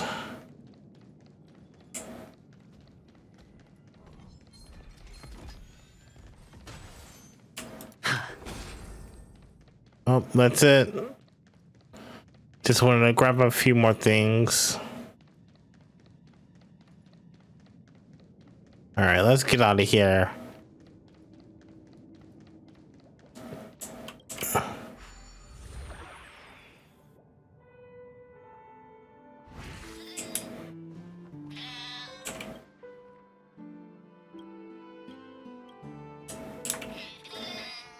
Nothing. It's a pity you made it out of the sandpit alive. Sunday is just beyond this door. Oh, you're too kind, Dr. From Ratio. my limited understanding, he's not someone easily handled. Are you prepared? Yeah. Only I believe he's the one who should be prepared to face me. Tell me about your plan. I don't have a plan. I'll just play it by ear. There are only two kinds of bargaining chips when dealing with people. Benefit or fear. Looks like sincerity isn't in your dictionary. Am I not sincere enough? There's no need to emphasize it. We've got to make good use of death. That man's sister is dead. He won't be able to turn a blind eye, and that's fear. And I'll help him find the murderer. He can't do it due to his status and position, but I can. And that's benefit. On what basis do you believe he's incapable, necessitating the delegation to someone from a rival faction? The IPC? Simple. Because that murderer could very well be a traitor hiding inside the family. Do you mean the Galaxy Ranger whom you accused previously? That was just an excuse, good doctor. There's something wrong with that woman, and we need someone who can keep her in check. It's better to minimize the variables outside our control while we execute our plans. Moreover, I need to know her identity. If I'm lucky. She could be an important pawn. And it's good to have more helpful friends when dealing with this matter. But honestly, the murder case is likely unrelated to her. I believe my standpoint. There's a rat in the family. Otherwise, why would Mr. Sunday arrange a private meeting with us? This isn't an interrogation, but a secret negotiation. We'll see. Using Robin's death as a bargaining chip, I'll win back my freedom and power. In the end, I'll ruin this beautiful dream and create the grandest death. If the chance of winning is just beyond this door, even if that chance is close to zero, well, you can't win if you don't play, right? Ah, the charming audacity. To think that you, of all people, might emerge victorious, dear gambler. 3 chips are enough. All or nothing. Okay. What I want to do real quick is...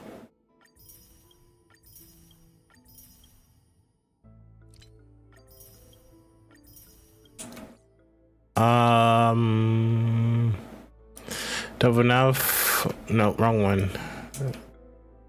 Again, wrong one. This one. Oh, I do. Come on. Nope.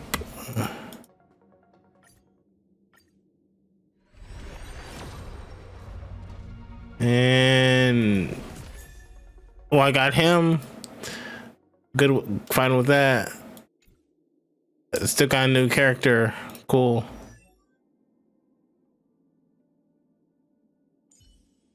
That's fine. I'm happy with that for now.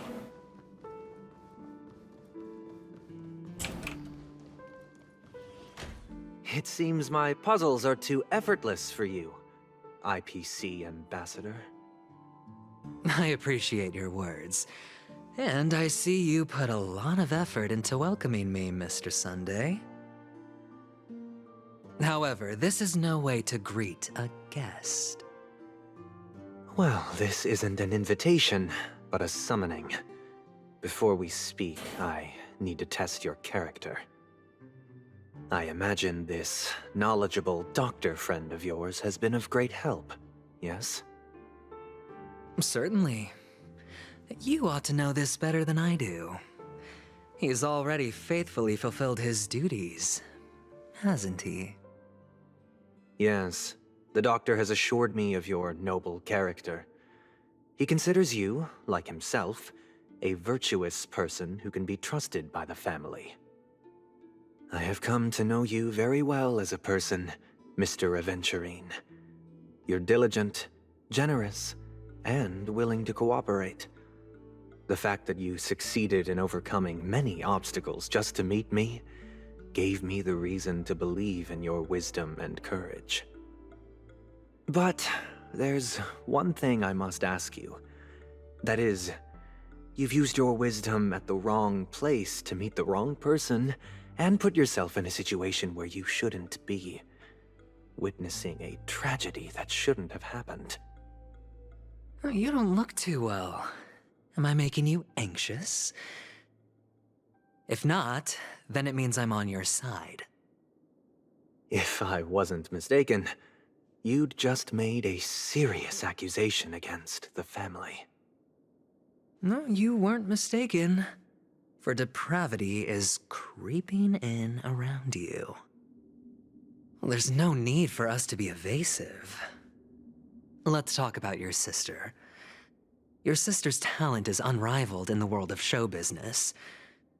As you know, her voice has been out of tune since she returned to Penacony. What's more disheartening, she can't sing anymore. Who could be responsible for this? Many suspect the culprit is among the outsiders, but I know you hold a different opinion. Now your noble status has become a shackle, preventing you from apprehending the murderer and avenging your sister's death. You're feeling anxious because you're out on a limb. But don't worry, I'm on your side. I'm immensely honored by your concern for me, Mr. Aventurine. Since you're so selfless and generous, I believe you wouldn't ask for anything in return, would you? Well, naturally, you wouldn't incur any loss from this. I just want to reclaim what is mine. My liberty and the personal items under the family's custody, the bag of gift money, and... the box in which the cornerstone is stored. That's right. Cornerstone. I've heard it's a treasured asset of the Strategic Investment Department. A sacred stone that seals the Preservation Emanator. granting significant power, and every liquidation specialist holds one. For an object so precious, it probably comes at an even higher price than other forms of recompense. Well, I'm sure you're aware of the high level of risk I'll be undertaking to bring the truth to light. Mr. Aventurine, when you're out and about, do you always make adjustments to your appearance? Your tie should be on the center line. Your shirt must not protrude from your vest. Your trouser creases should be perfectly straight, and always aligned with the tips of your shoes. Of course. But I don't, because it's not appropriate to do so in public. You should make sure everything is presentable and in order before leaving the house. I'm not the kind that takes risks. The cornerstone must be in the custody of the family. No room for negotiation? Please, don't let me turn you down twice. Sure. The gift money is good enough. I suppose you wouldn't mind that. After all, a merchant can't function without a bargaining chip. You compromised quicker than I thought.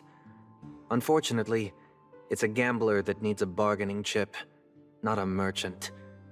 I can give you your gift money, but before that, I want you to tell me.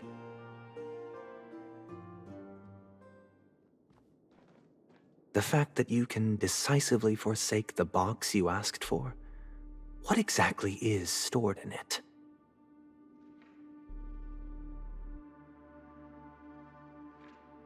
Oh, triple-faced soul, please sear his tongue and palms with a hot iron, so that he will not be able to fabricate lies and make false vows. What have you done? Under the light of the harmony, all wickedness is revealed. I implore them to shed their light, and I'll ask you questions on their behalf. Next, you have 113 seconds to prove your innocence and gain my trust. And if I refuse to answer? You can try, and we'll see if the harmony rejects you. Question: do you own a cornerstone? Yes. What a simple answer. You, too, understand that idle chatter leads only to poverty. Did you hand over the cornerstone to the family when you entered Penacony? Yes. Does the cornerstone you handed over to the family belong to you? Yes. Is your cornerstone in this room right now? Yes. Is your memory free from any kind of tampering or deletion, encompassing but not restricted to the techniques of the Garden of Recollection? Yes. Are you an Avgin from Sigonia? Yes. You even know about that? Do the Avgins have any ability to read, tamper with, or manipulate one's own or another's mind? No. Does it matter? Do you love your family more than yourself? Yes. All the Avgins were killed in a massacre. Am I right? No. Are you your clan's sole survivor?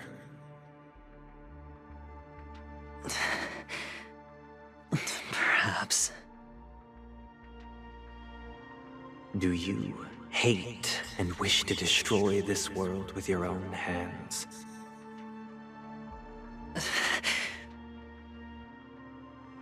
I don't know. Interesting. Now, the final question. Can you swear that at this very moment, the Aventurine Stone is safe and sound in this box?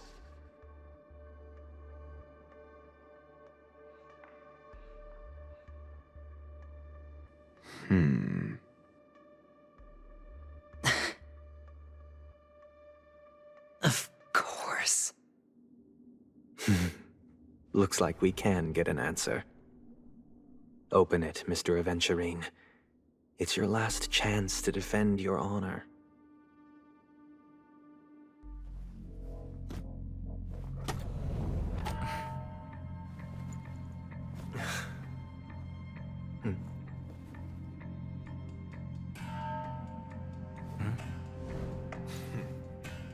Please.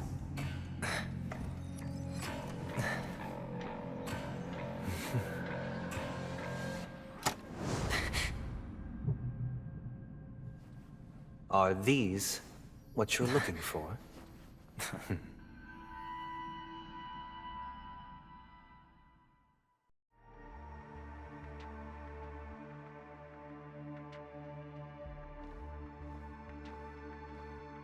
Since you came as promised, learned doctor, does this mean that you are willing to take the side of the family in this farce?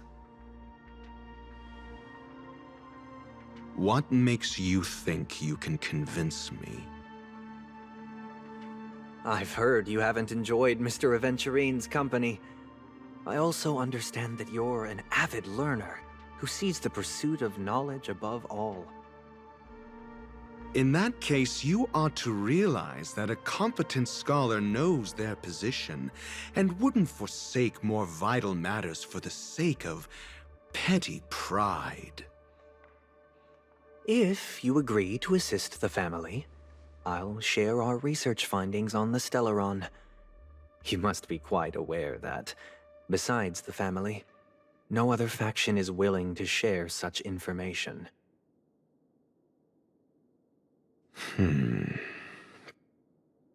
Cut to the chase. What do you need from me? I need Mr. Aventurine's comprehensive plan. Haven't you confiscated his cornerstone? You can't expect a featherless bird to take flight. But I've also heard the 10 elites in the Strategic Investment Department have united, progressing together in the interests of the IPC. You'll have to speak more clearly than that. The cornerstone, which Mr. Aventurine surrendered. Was it really his? You question whether he would entrust you with someone else's cornerstone. The 10 Stonehearts aren't as united as you think. Cornerstones are significantly more precious to them than their very own lives. But you know that he's a crazed gambler. The more vocal he is about it, the more cautious I must be. I never imagined someone would share his way of thinking. Honestly, you should see a shrink. Bring it. The box containing the cornerstone is unique, and only IPC senior staff and related members can access it. But I happen to be among them.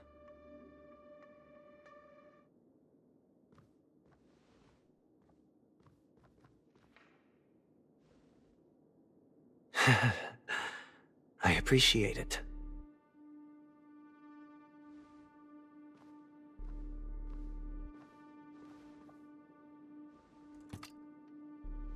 Unfortunately, your guess is correct.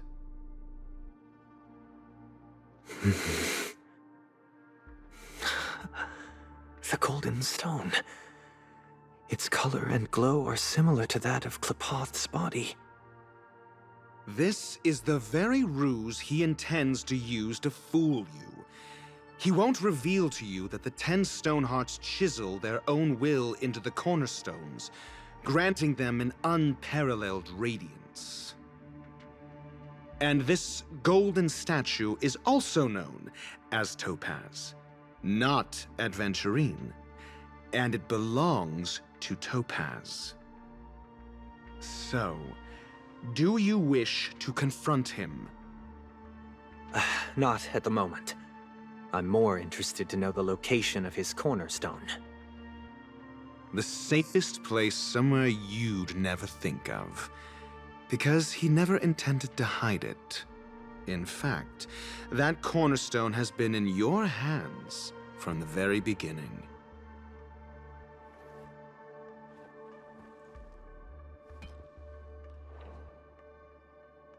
I see. This bag.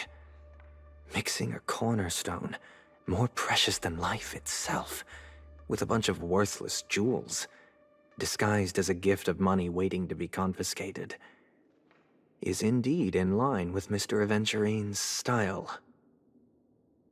Then he makes up some trivial excuse, downplaying the matter, and requests the gift money. This is a gamble, one he's all too familiar with, betting on your single misstep, leading to a total loss. Learned Doctor, I am grateful for your help. The family will surely reward a righteous person like you. As for the villain, I hope he retreats in humiliation.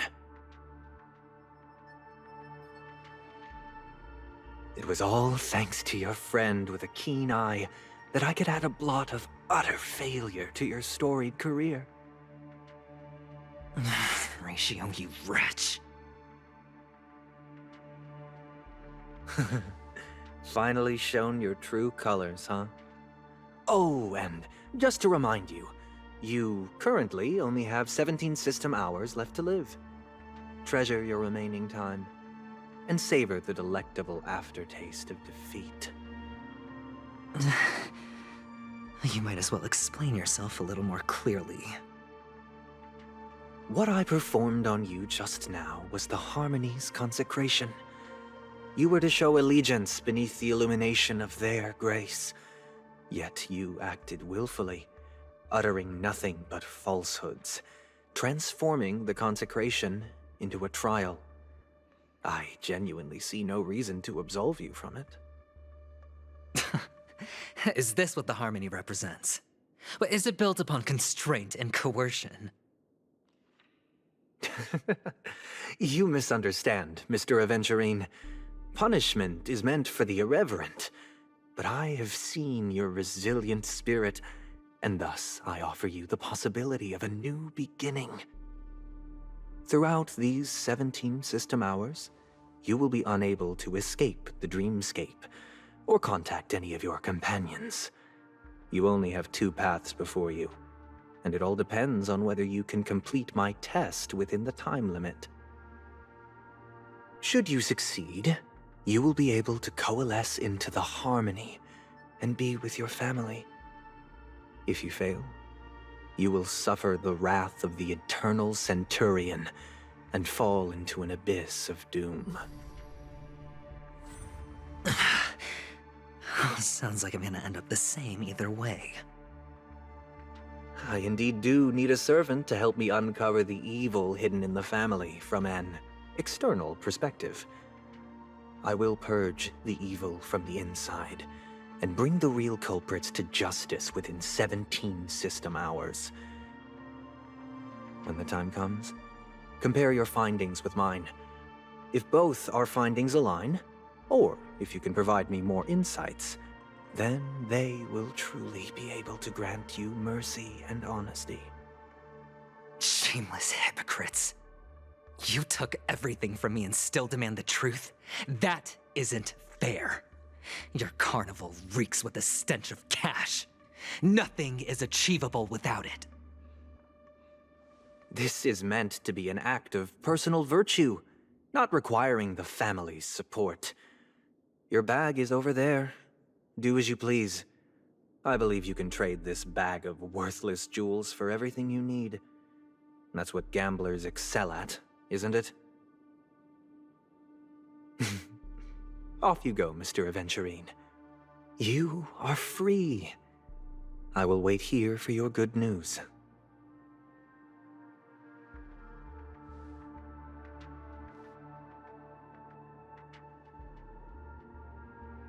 This meeting isn't an interrogation or a negotiation. It's It's an outright execution. Why would I do that, Mr. Aventurine? I'm just wondering what a passerby who stumbled upon a scene of a murder could have found out. That's all. By the way, before you go, I have a personal question. What is it now?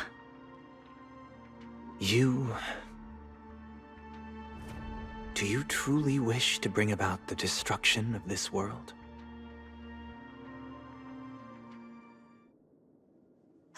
Kakavasha! Where did you go? Oh, are you injured?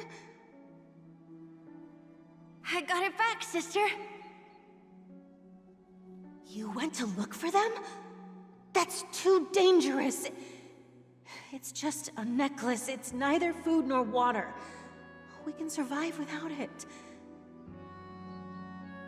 But I can't live without you, little brother.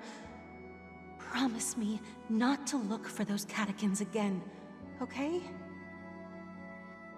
Sister, don't be afraid. The catechins are fools, but I'm smart. I played a game with them, and I won.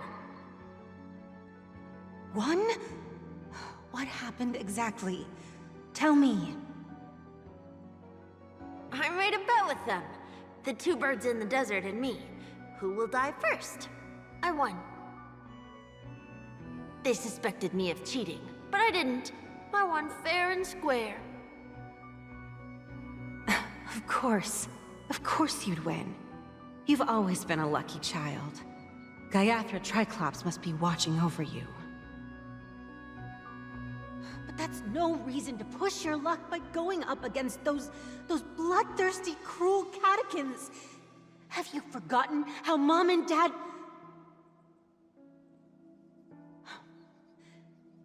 Look, this is just a necklace. But Kakavasha, you are my only family.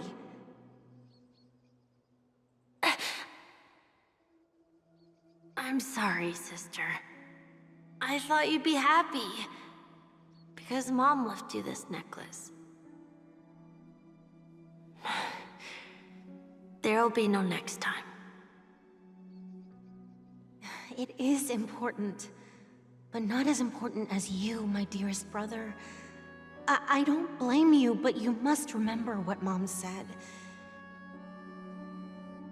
Pain and poverty are the trials of Gaiathra Triclops. She has also granted us a chance. And that's your good luck, Kakavasha. Your good luck is the most precious wealth we, all Avgin, have. You're a child blessed by Gaiathra Triclops and can lead the clan to happiness.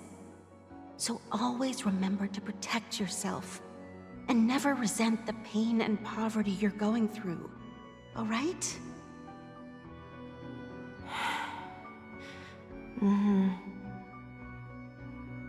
Listen to me and swear to Gaiathra Triclops. Okay. I will swear to Gaiathra Triclops to protect this wealth. But sister, if Gaiathra Triclops was really watching over us, then why did she not protect Dad when he was swept away by the quicksand? After all, Dad went to the Catechins' land only to prepare for Gaiathra Triclops' offerings. And where was Gaiathra Triclops when Mom was shivering in our arms? Mom was still pleading for Gaiathra Triclops' forgiveness under her breath until the moment she closed her eyes. Sister, everyone praises me for being smart, but I don't get it. If every rain pour was Gaiathra Triclops' forgiveness and grace, then how bad were our sins? So much so that we were born in this world of death?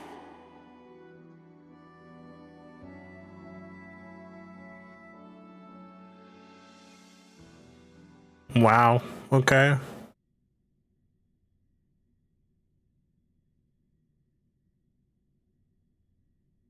POV.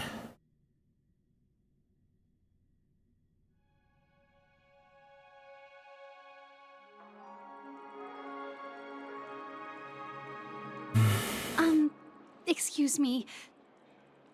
I can't seem to find any information on this artist in the Iris family archives. The photo you provided also doesn't show any matches. Just as I thought.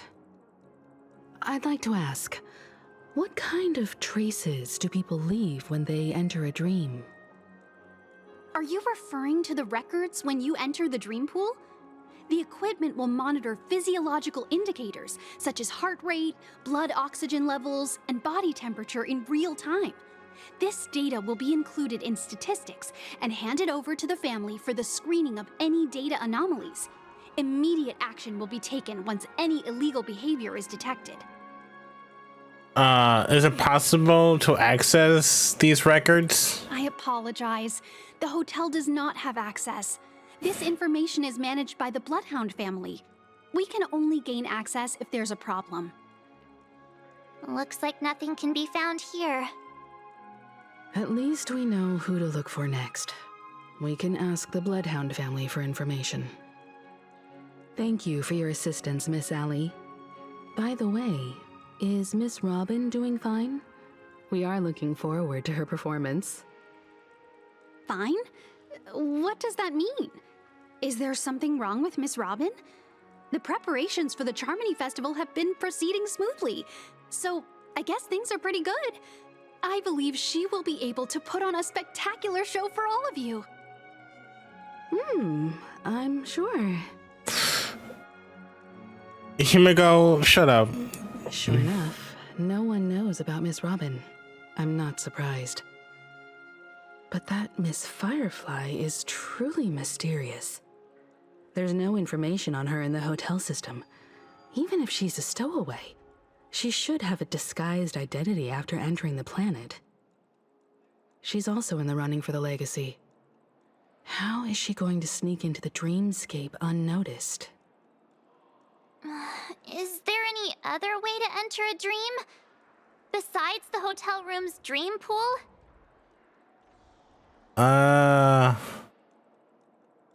The Garden of Recollection. The Memo Keepers have abilities that are difficult for normal people to comprehend. In the memory zone of Penacony, they thrive effortlessly, a fact proven to us by Black Swan. The hacker girl from the Stellaron Hunters used extraordinary means to unlock the Dreamscape Hotel's seal.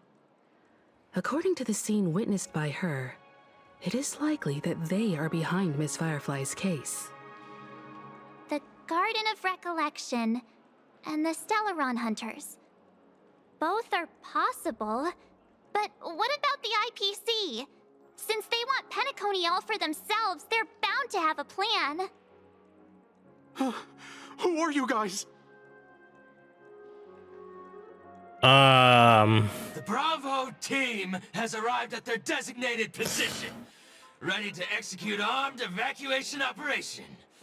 Boss, get moving! Armed evacuation? Boss, are you drunk? What do you know? It's more efficient this way. Just don't let the director find out. Act first, report later. Understood? Help! Help me! I spent all my year-end bonus on the snowball! I don't want my name on the department's major disciplinary notice! Hey, check it out! That voice. Could it be the IPC workers from Belobog? To all guests, the IPC will be conducting special operations within the hotel. Please follow the staff in charge of evacuation to the designated safe zones, or compulsory measures will be enforced. I'll request Okay. a favor for you lot. You've been told not to drink during work hours. Token or Topaz. Hotel room. I'll organize a meeting later to properly go over how this incident report should be written. Okay, I was gonna ask, does it like actually belong to her? I never thought I'd run into you on Penacony. Long time no see, Astral Express crew. Aventurine has told me a lot about your happenings. Huh?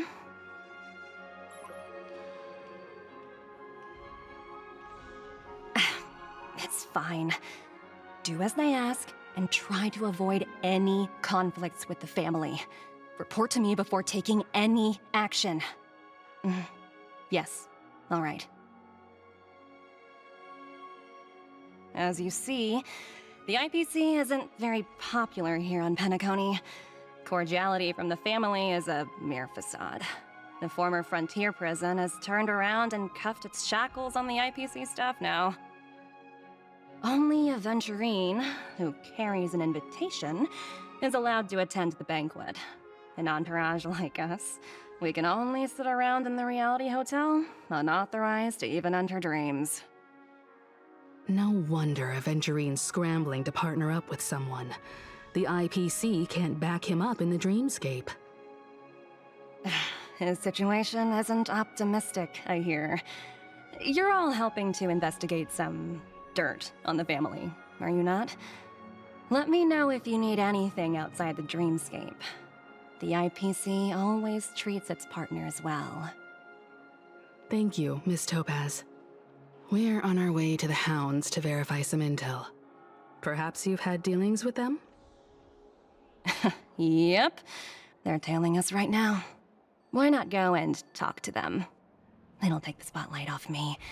Being constantly stared at is really uncomfortable. All right. Oh boy.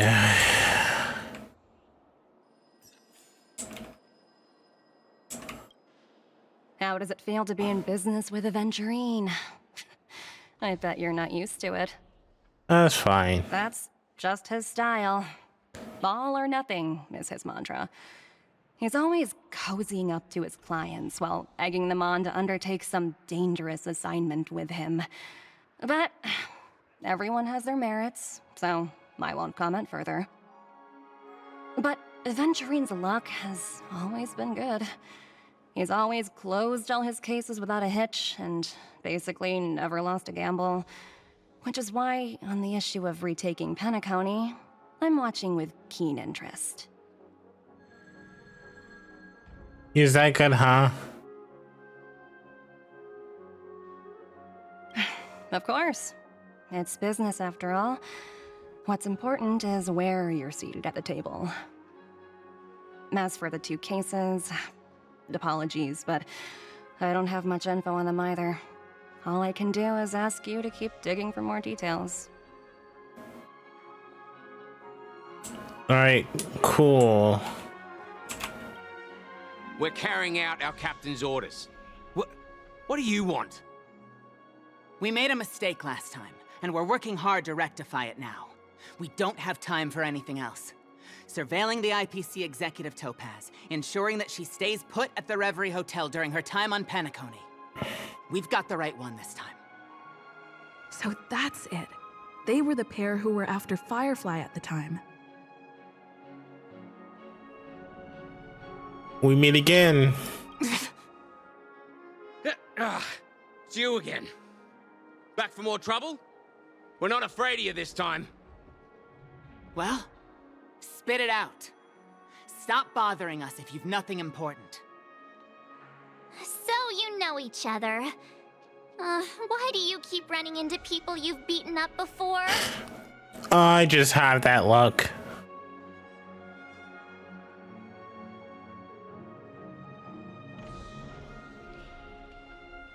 That's right. We're investigating a murder for the family. May we access the hotel's dream pool entry records?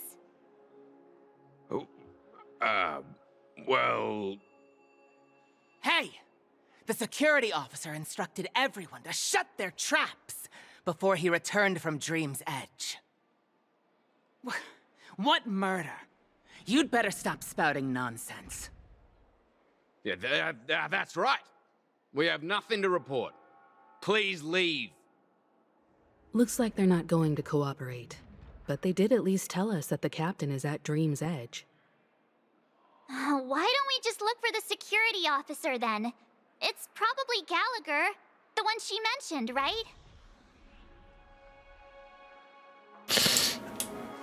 And where's that?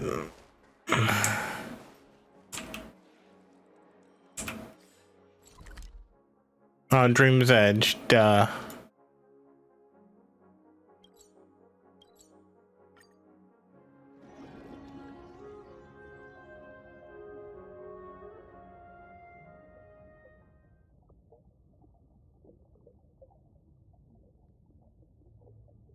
Let's just get this over with. Such tight security. I bet they're stumped by the case as well.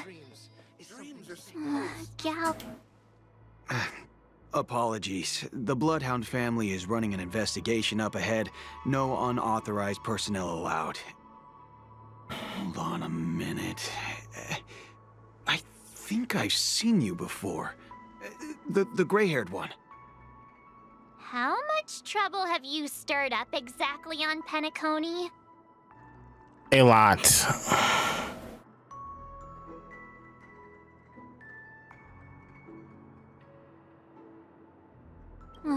You think you look alike? Wait, are you for real? Not possible.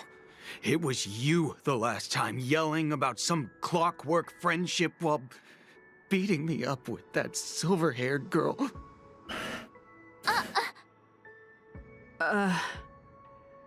I'm not letting you get by this time.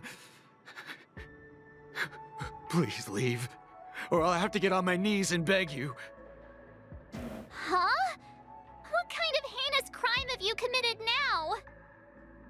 Hold on, sir. We have documents authorized by the family that would aid your investigation. If it wouldn't trouble you, could we see this Mr. Gallagher? Who exactly is this Gallagher you keep talking about? There's been a few people mentioning this name. Even the one with the gray hair. He didn't send you all here? It was the security officer who dispatched us. That's all I can divulge. He'll do. He's the one we've been looking for. Sorry, no can do. The boss said that since it's a matter of the family's reputation, no one's allowed through. Everyone, please leave. There's really no need for us to make things difficult for each other, right? We're really sorry for troubling you. Let's think of another way. Another way. That's it! Didn't they say something about that... what was it?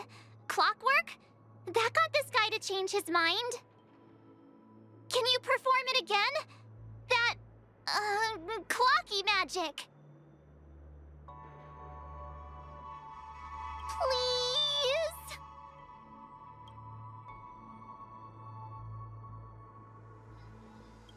Sorry, no can do. The boss said that since it's a matter of the family's reputation, everyone, please leave. Yeah, I got it.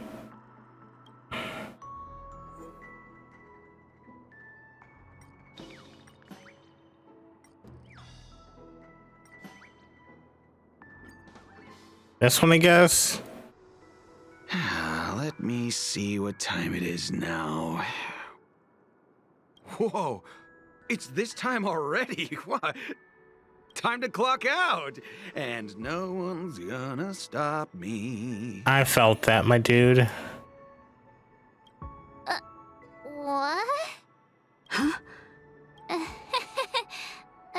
This clockwork trick of yours, it's kinda dangerous.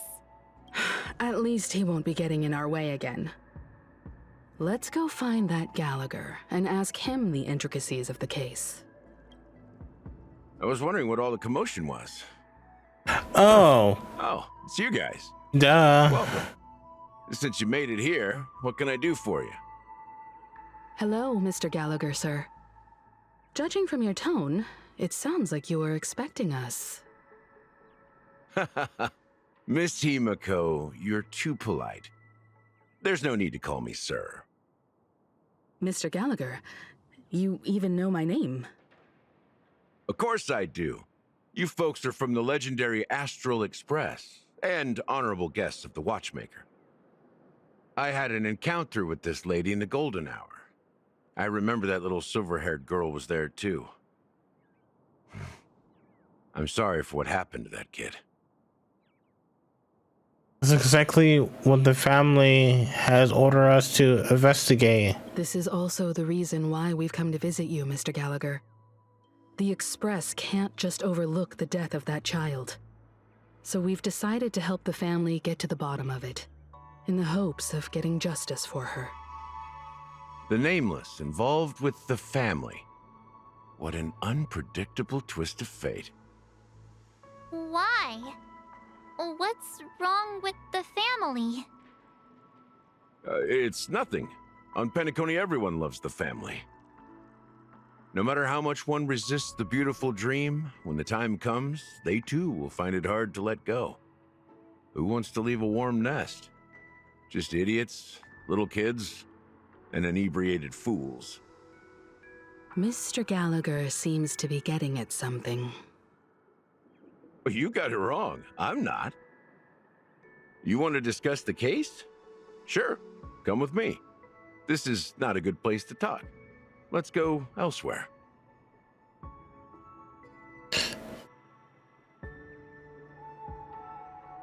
Okay, on the other side, the stupid A and B storyline.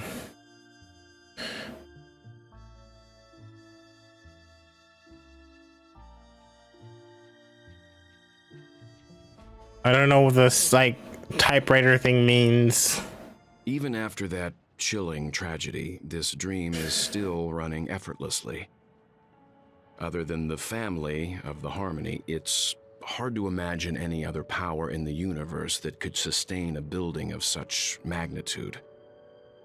The family itself is a huge, perfect building, like a living idol. Each member of the family sees themselves as a piece of the divine puzzle, revolving around a singular core and a shared ideal. Under their command, they loyally fulfill their roles, offering themselves while also receiving sustenance in return. Interesting analogy. Perhaps that's why Penacony's beautiful dream has persisted for so long. But the human body has its limits, and so does the divine's. That doesn't sound like the kind of comment a Galaxy Ranger would make. Just pointing out the facts. Mr. Yang will definitely have a better sense of what's going on than I do. Why do you say that, Miss Acheron? The beautiful dream is crumbling. But not because of a particular eon, a particular faction, or a particular visitor. Its collapse stems from a certain inevitability of human nature. The family refuses to acknowledge this, and it has ultimately backfired and become a catalyst. As people immerse their souls in the dreamscape, where consequences and pain cease to exist, and only ease and pleasure prevail, they draw closer and closer to necrosis. Regardless of the perceived bliss, death looms as the inevitable conclusion. Also, this necrosis will diffuse and spread. One piece of the puzzle's mutation will eventually cause the entire building to shake, break, and crumble.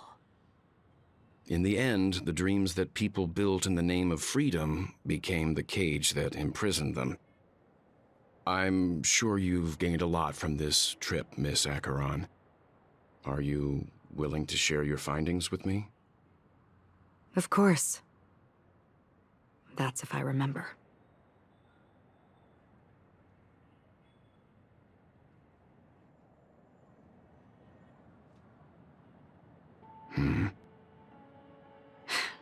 Don't mind me, it's just a habit. Owing to events in the past, I've become easily forgetful. It's only when this sword is unsheathed that those hazy memories start to become clearer. Take your time. That should do it. I vividly remember everything that occurred on Penacony. Ask away.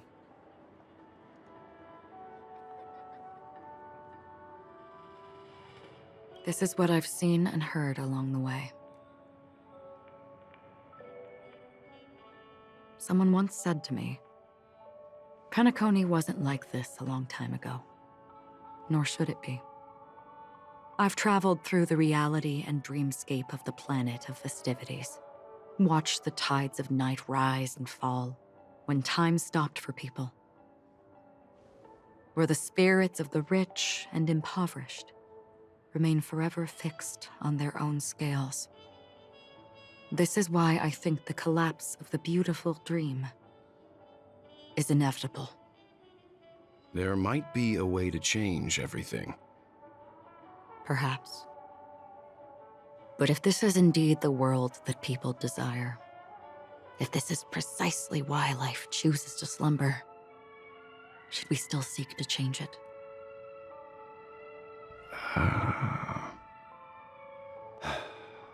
Miss Acheron, now it's my turn to share a story with you.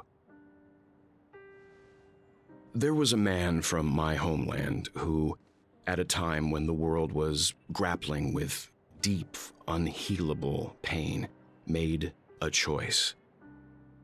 He wove together the dreams of everyone in the world, linking people's dreamscapes, and shouldered this burden himself.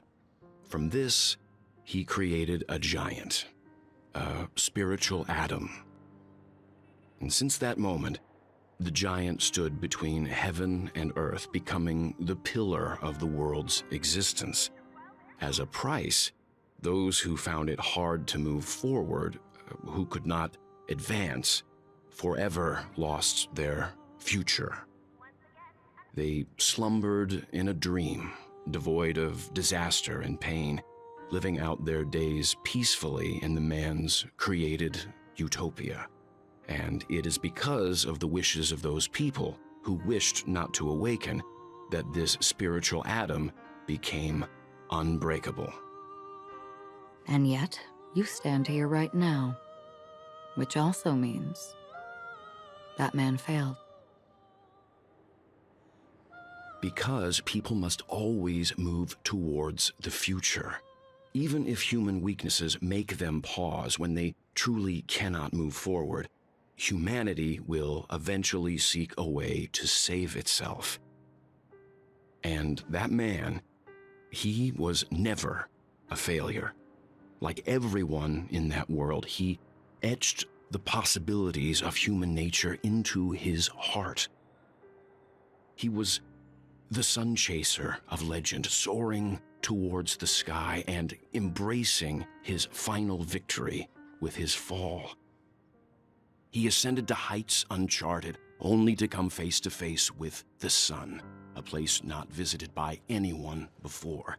His wings would melt because of it, only for him to fall into the sea. And after that, countless others would surpass him, soaring to even greater heights. A fitting metaphor for the Nameless's trailblazing spirit. Thank you, Mr. Yang. I know what you wish to confirm. The universe has innumerable similar, yet different worlds.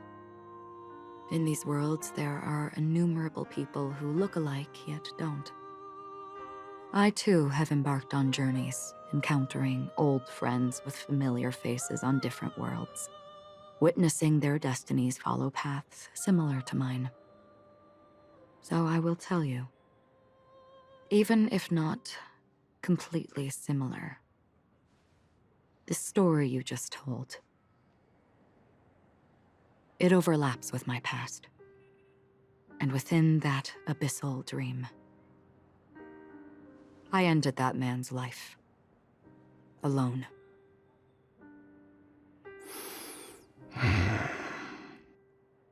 I am not who you think I am, nor will my home be as fortunate as your world. I am sorry. It's fine. I don't mind, so long as I can alleviate your suspicions. There's something I still wish to know, Miss Acheron. Under that representation of the hunt, exactly what sort of power is it that has motivated your solitary journey thus far? Mr. Yang, before answering that question, I wish to continue the previous topic. I like your analogy very much. Indeed, birds are born to fly. But in a distant past, their ancestors could only gaze at the sky in envy. They saw that faraway ray of light from above the heavens, piercing through the clouds and blanketing the earth. And so, time and time again, generation after generation, the birds spread their wings and took to the sky, attempting to touch its ceiling, all because the sun was there. Then, what if the last bird finally soars into the sky, only to realize that the end of the light is not the sun, but darkness? Then why, exactly, do we even walk towards the light?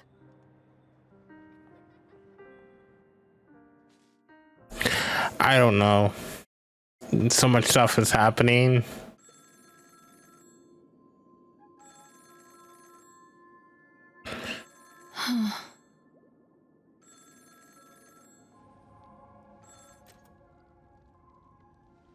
Long time no see.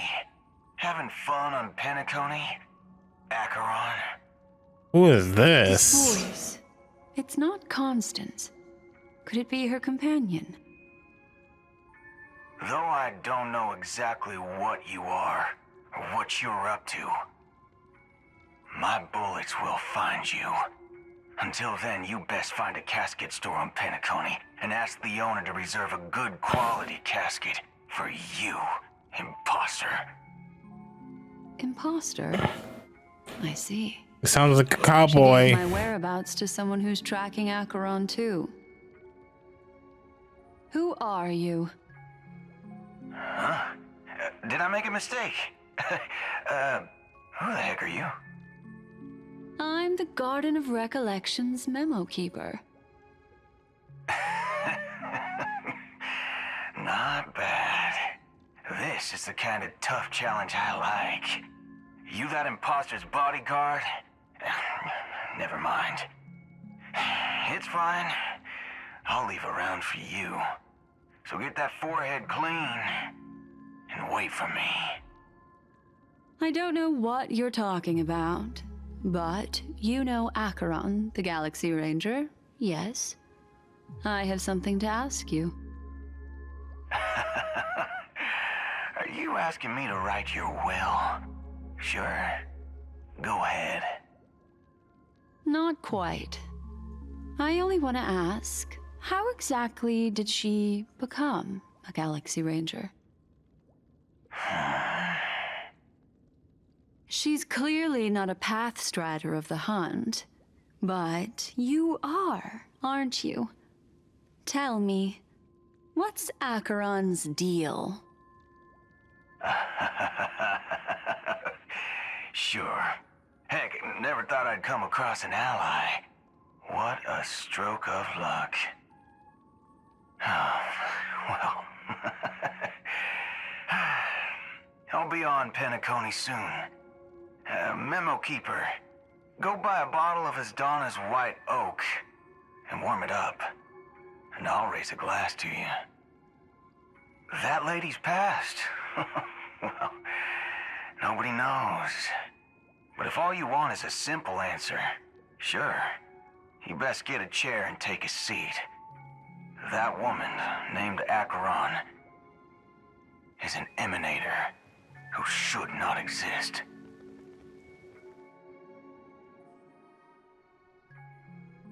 Okay, so what is the emanator?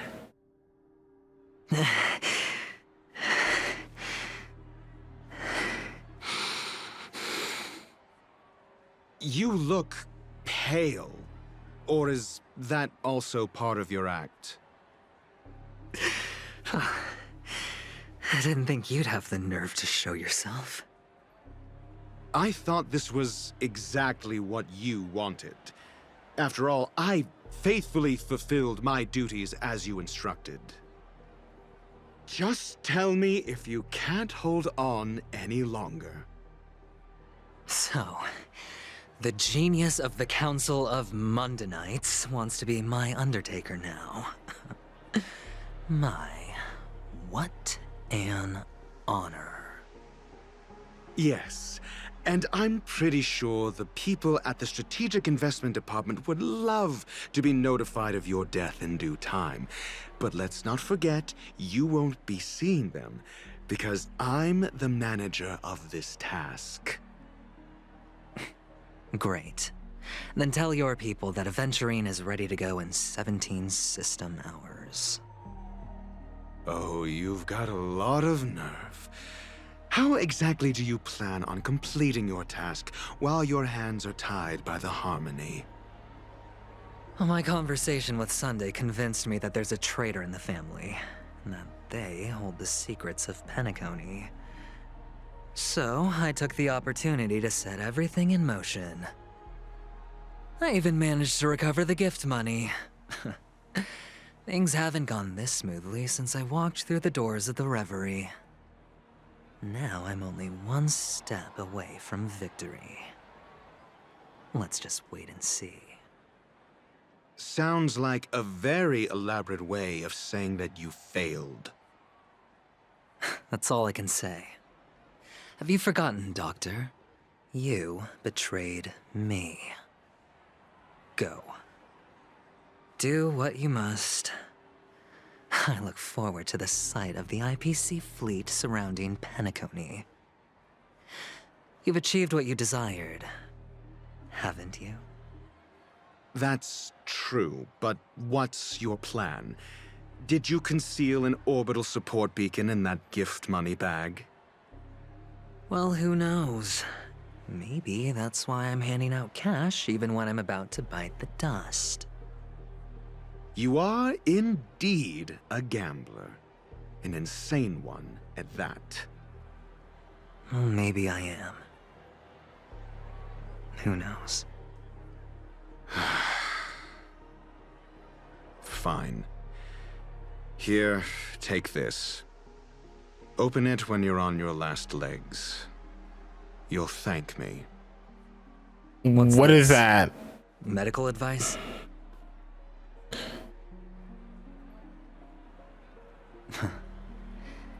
You catch on pretty fast, Doctor. Asking me to solve a case without giving a single clue. How typical of you, you wing-headed scoundrel.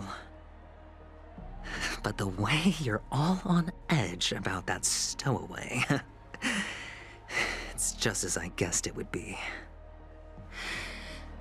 As for now, let the rain of wealth from the IPC fall evenly on everyone. Okay.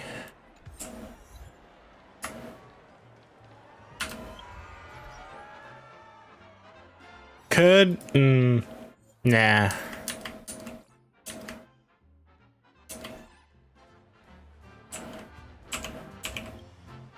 Would you be willing to support my performance? And keep the Song of Beauty alive in the cosmos? Of course. Here, I got these gems for you. Wow, how fabulous! But why would you give such a wonderful gift to a random stranger like me? Well, you see, I can't bear to see anyone in this sweet dream suffering from poverty. That's incredibly kind of you. Thank you so much, sir. If you ever get the chance, please, feel free to come by and indulge in my singing.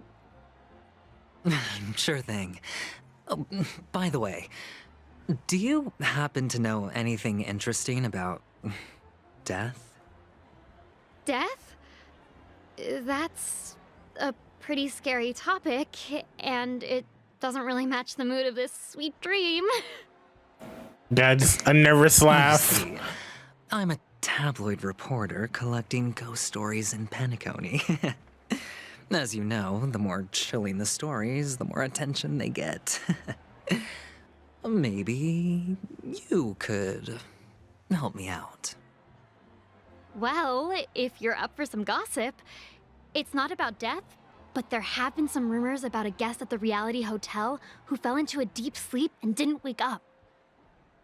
It was like they were in some sort of coma. Nobody knows what caused it, but luckily the customer eventually regained consciousness. Well, all customers are under the protection of the family, after all. Yeah, sure they are. Thank you. This will make for a very juicy headline. May Shibe protect us. Unexplained coma. That's actually what happens to your body if your brain dies in a dream. But unfortunately, the customer ended up waking up in the end.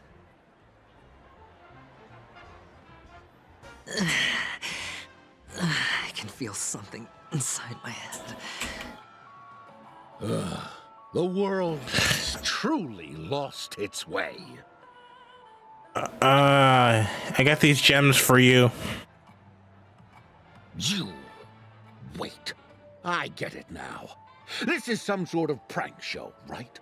You must have some cameras set up around here to film yourself doing good deeds, right? I'm not a YouTuber. You youngsters are always looking for a quick way to get an audience. But you know what? A truly great show never comes easy. A great show will start soon, old man. But before that, I need to ask you something. Do you know where I can find death in this dream? Ah, I see. Another fearless youngster looking for death, huh? Well, let me give you a piece of advice. Don't think you're the first one who's ever thought of that idea. Death? Not even remotely innovative. I bought it from Dr. Edward. He claimed it was some exclusive fancy schmancy stuff. Now, what a disappointment.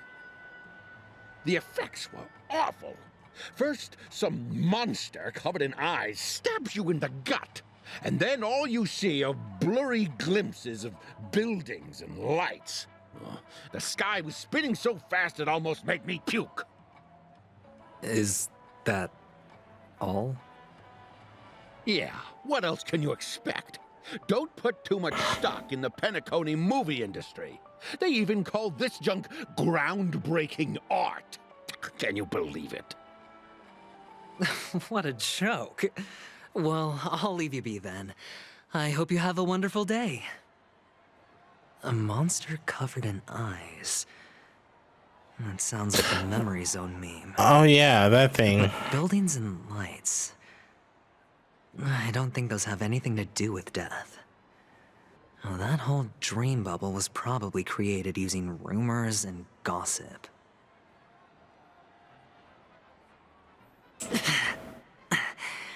The disturbing voice in my head. It's getting closer.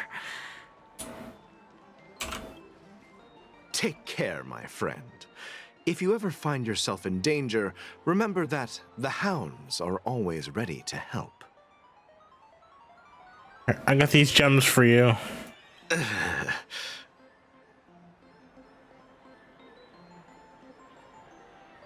You don't look good, my friend. If you need assistance, I can contact the hotel and have them wake you up forcefully. That won't be necessary. I have some business to attend to.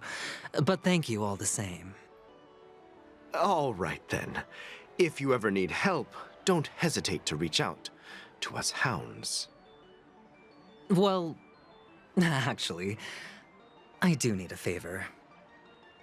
As the most outstanding hound in Penacony, have you come across any stowaways recently? Stowaways? How could there be stowaways in Penacony? We've never had anything like that before. All right. Good luck with your work, then. What was I even thinking? The family would never share intel with the IPC. Well, there's one more person. Does everyone have to go through so much torment before joining the family? Darn it. Now I just want to dig out my brain and use it as evidence. Yo. A sip of liquor. A blissful reprieve. To drown 1,000 sorrows. Let worries leave. I know I have what it takes to become a poet. Oh? Oh. You're giving these gems to me? Didn't expect to meet such a generous soul in this place. Or are you just pitying me? Well, it really doesn't matter. As long as I have Soul Glad, that's enough. This is just a dream after all. You really shouldn't drink so much Soul Glad, my friend. It's not good for your health. Oh? Maybe I really should quit. But not before meeting the Devil of Soul Glad. The Devil of Soul Glad? Care to elaborate? Yeah. It's a seahorse with a long neck. They say it loves to appear to drunk people, especially the ones who are passed out on the side of the road. How funny. Yeah. Hilarious. Thank you.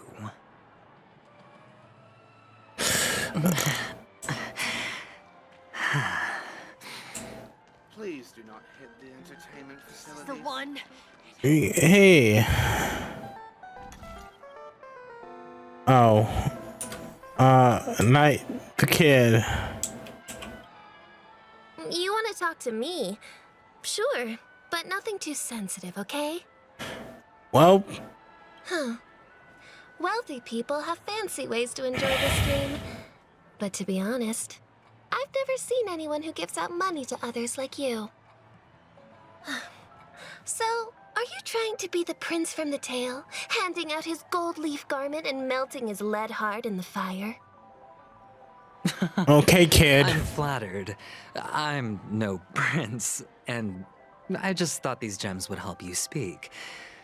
So, as an investigative reporter, maybe you've heard something about death? Ah, another curious soul. I see. Well, that was actually the topic I was most into when I entered the industry. But my boss shut it down. How did your boss talk you out of it? Well, she simply said, covering baseless urban legends like that would make us look like some third-rate tabloid. I thought about it, and she had a point. Reporting on stuff like blowing out birthday candles and getting spooked by nightmare ghosts isn't exactly professional material. Guess she's got a point. Thank you for sharing. Okay. Who is that kid? Reminds me of Sparkle.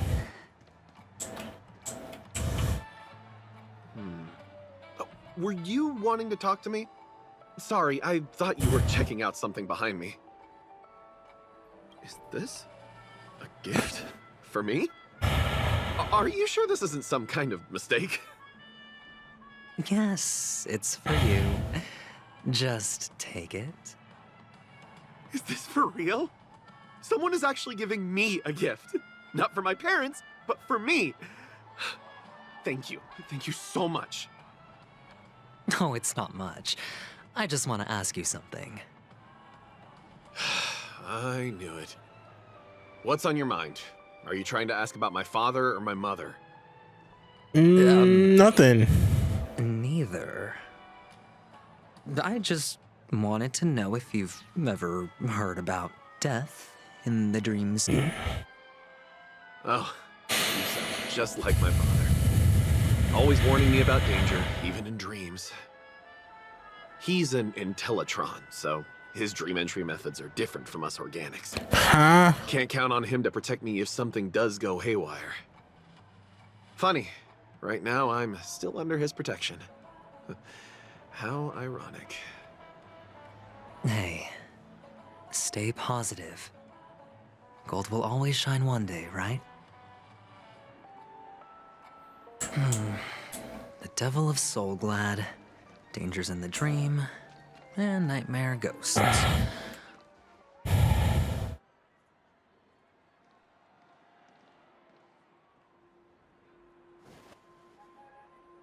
Remember what I said. You Sigonians are better off hiding in the I knew sewers. it.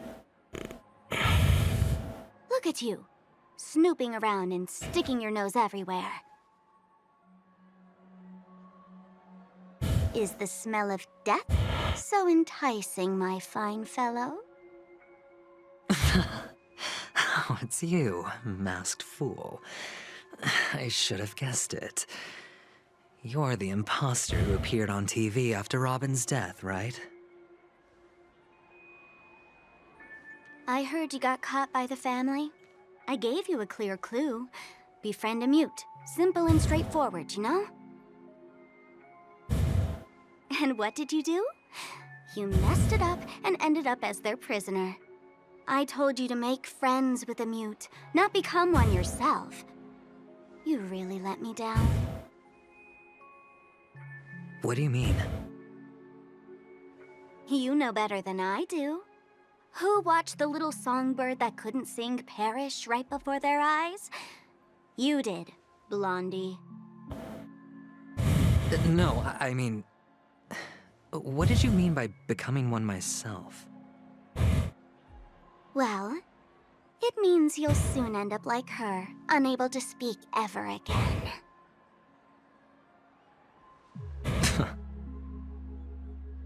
But it's a good thing if you ask me, because... Because I'm getting closer to the truth, right? Oh? Why else do you think I'm handing out cheap trinkets all over the streets, fool? All part of the act. Fool's bait. The more pathetic I seem, the more likely you'll come sniffing around. So, now that I've drawn you out, will you reward me with an answer for my efforts? Why should I help you? Don't you want to see Penacony descend into... chaos?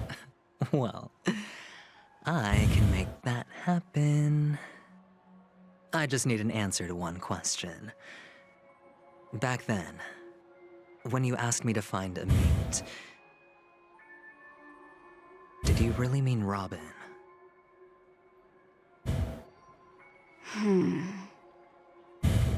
And what if I say no?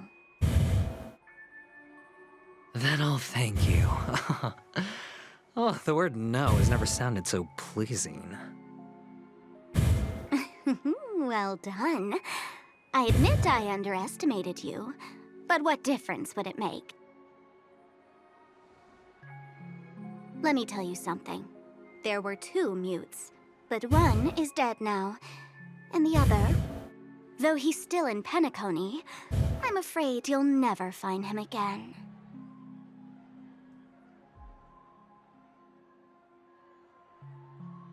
Now I'm completely sure that I was on the right track from the beginning and never strayed, fool. Right now, there are only 2 things missing from my grasp. The meaning behind the truth, and the means to expose it. How impressive. That's quite a fancy way of saying I haven't learned anything so far. Not exactly. I've gathered enough clues to prove its existence, and that's enough for me. As for the answers to my questions, I'll find them within 16 system hours. Oh, really?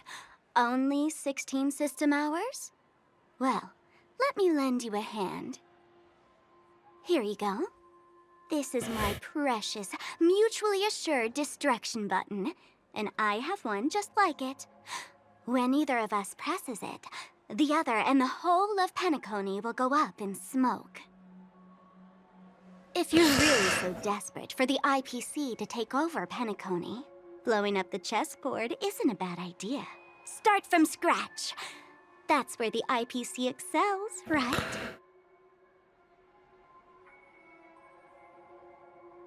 Okay. Just press the button when you're at your wit's end. And of course, feel free to reach out to me for my hospice care, too. Oh, deadly button, huh? Well, I guess the family didn't take your threat seriously at all. Otherwise, how on earth did you manage to bring it in here? I have my own ways. That's all you need to know. Well, I'm afraid I'll have to decline your offer. Who knows if your little gadget will actually work. By the way, I have no plans to search for the other mute friend you speak of, but it's good to hear that he's still here in Penacony. I'll handle the rest myself. I'll orchestrate a grand finale for the downfall of the family. And at the climax, the walls will crumble, people will wake up, and those who couldn't speak will find their voices again. When that time comes, go ahead, press the button, light up the sky with a magnificent fireworks display for me. Catch you later, fool. You're still talking big, but sure, if that happens, I'll stay true to my word. Just don't let me down now, okay?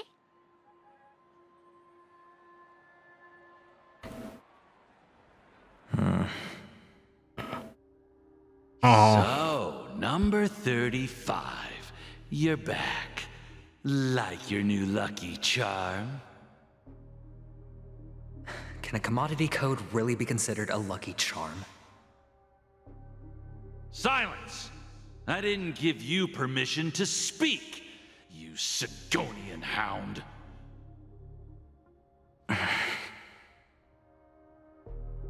The guys in black didn't say much, so I've no idea what you did to save your skin in that massacre back in the day. But I figured you must have had good luck, so I bought you. From now on, you and your good luck are my assets. Are we clear? Your first task is simple.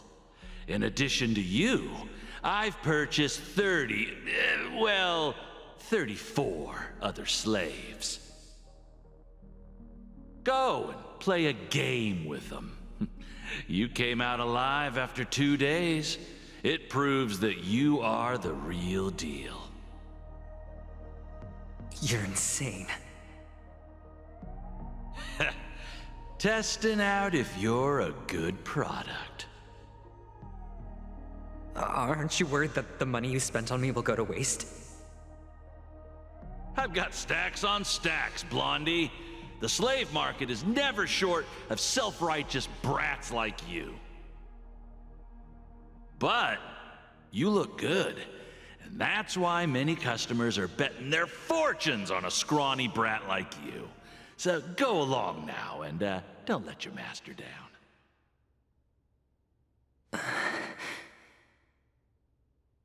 How much did you spend? What? My price.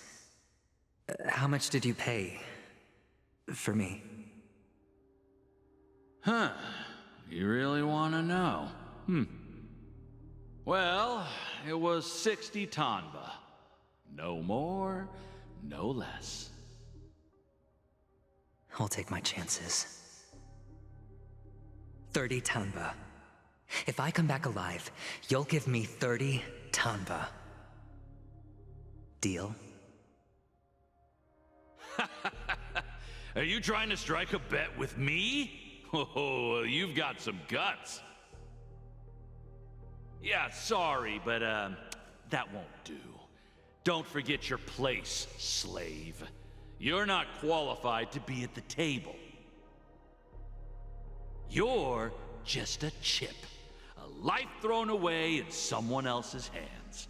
Either you come back with more chips for your master, or you never come back. It's all or nothing. Don't embarrass me, my lucky hound.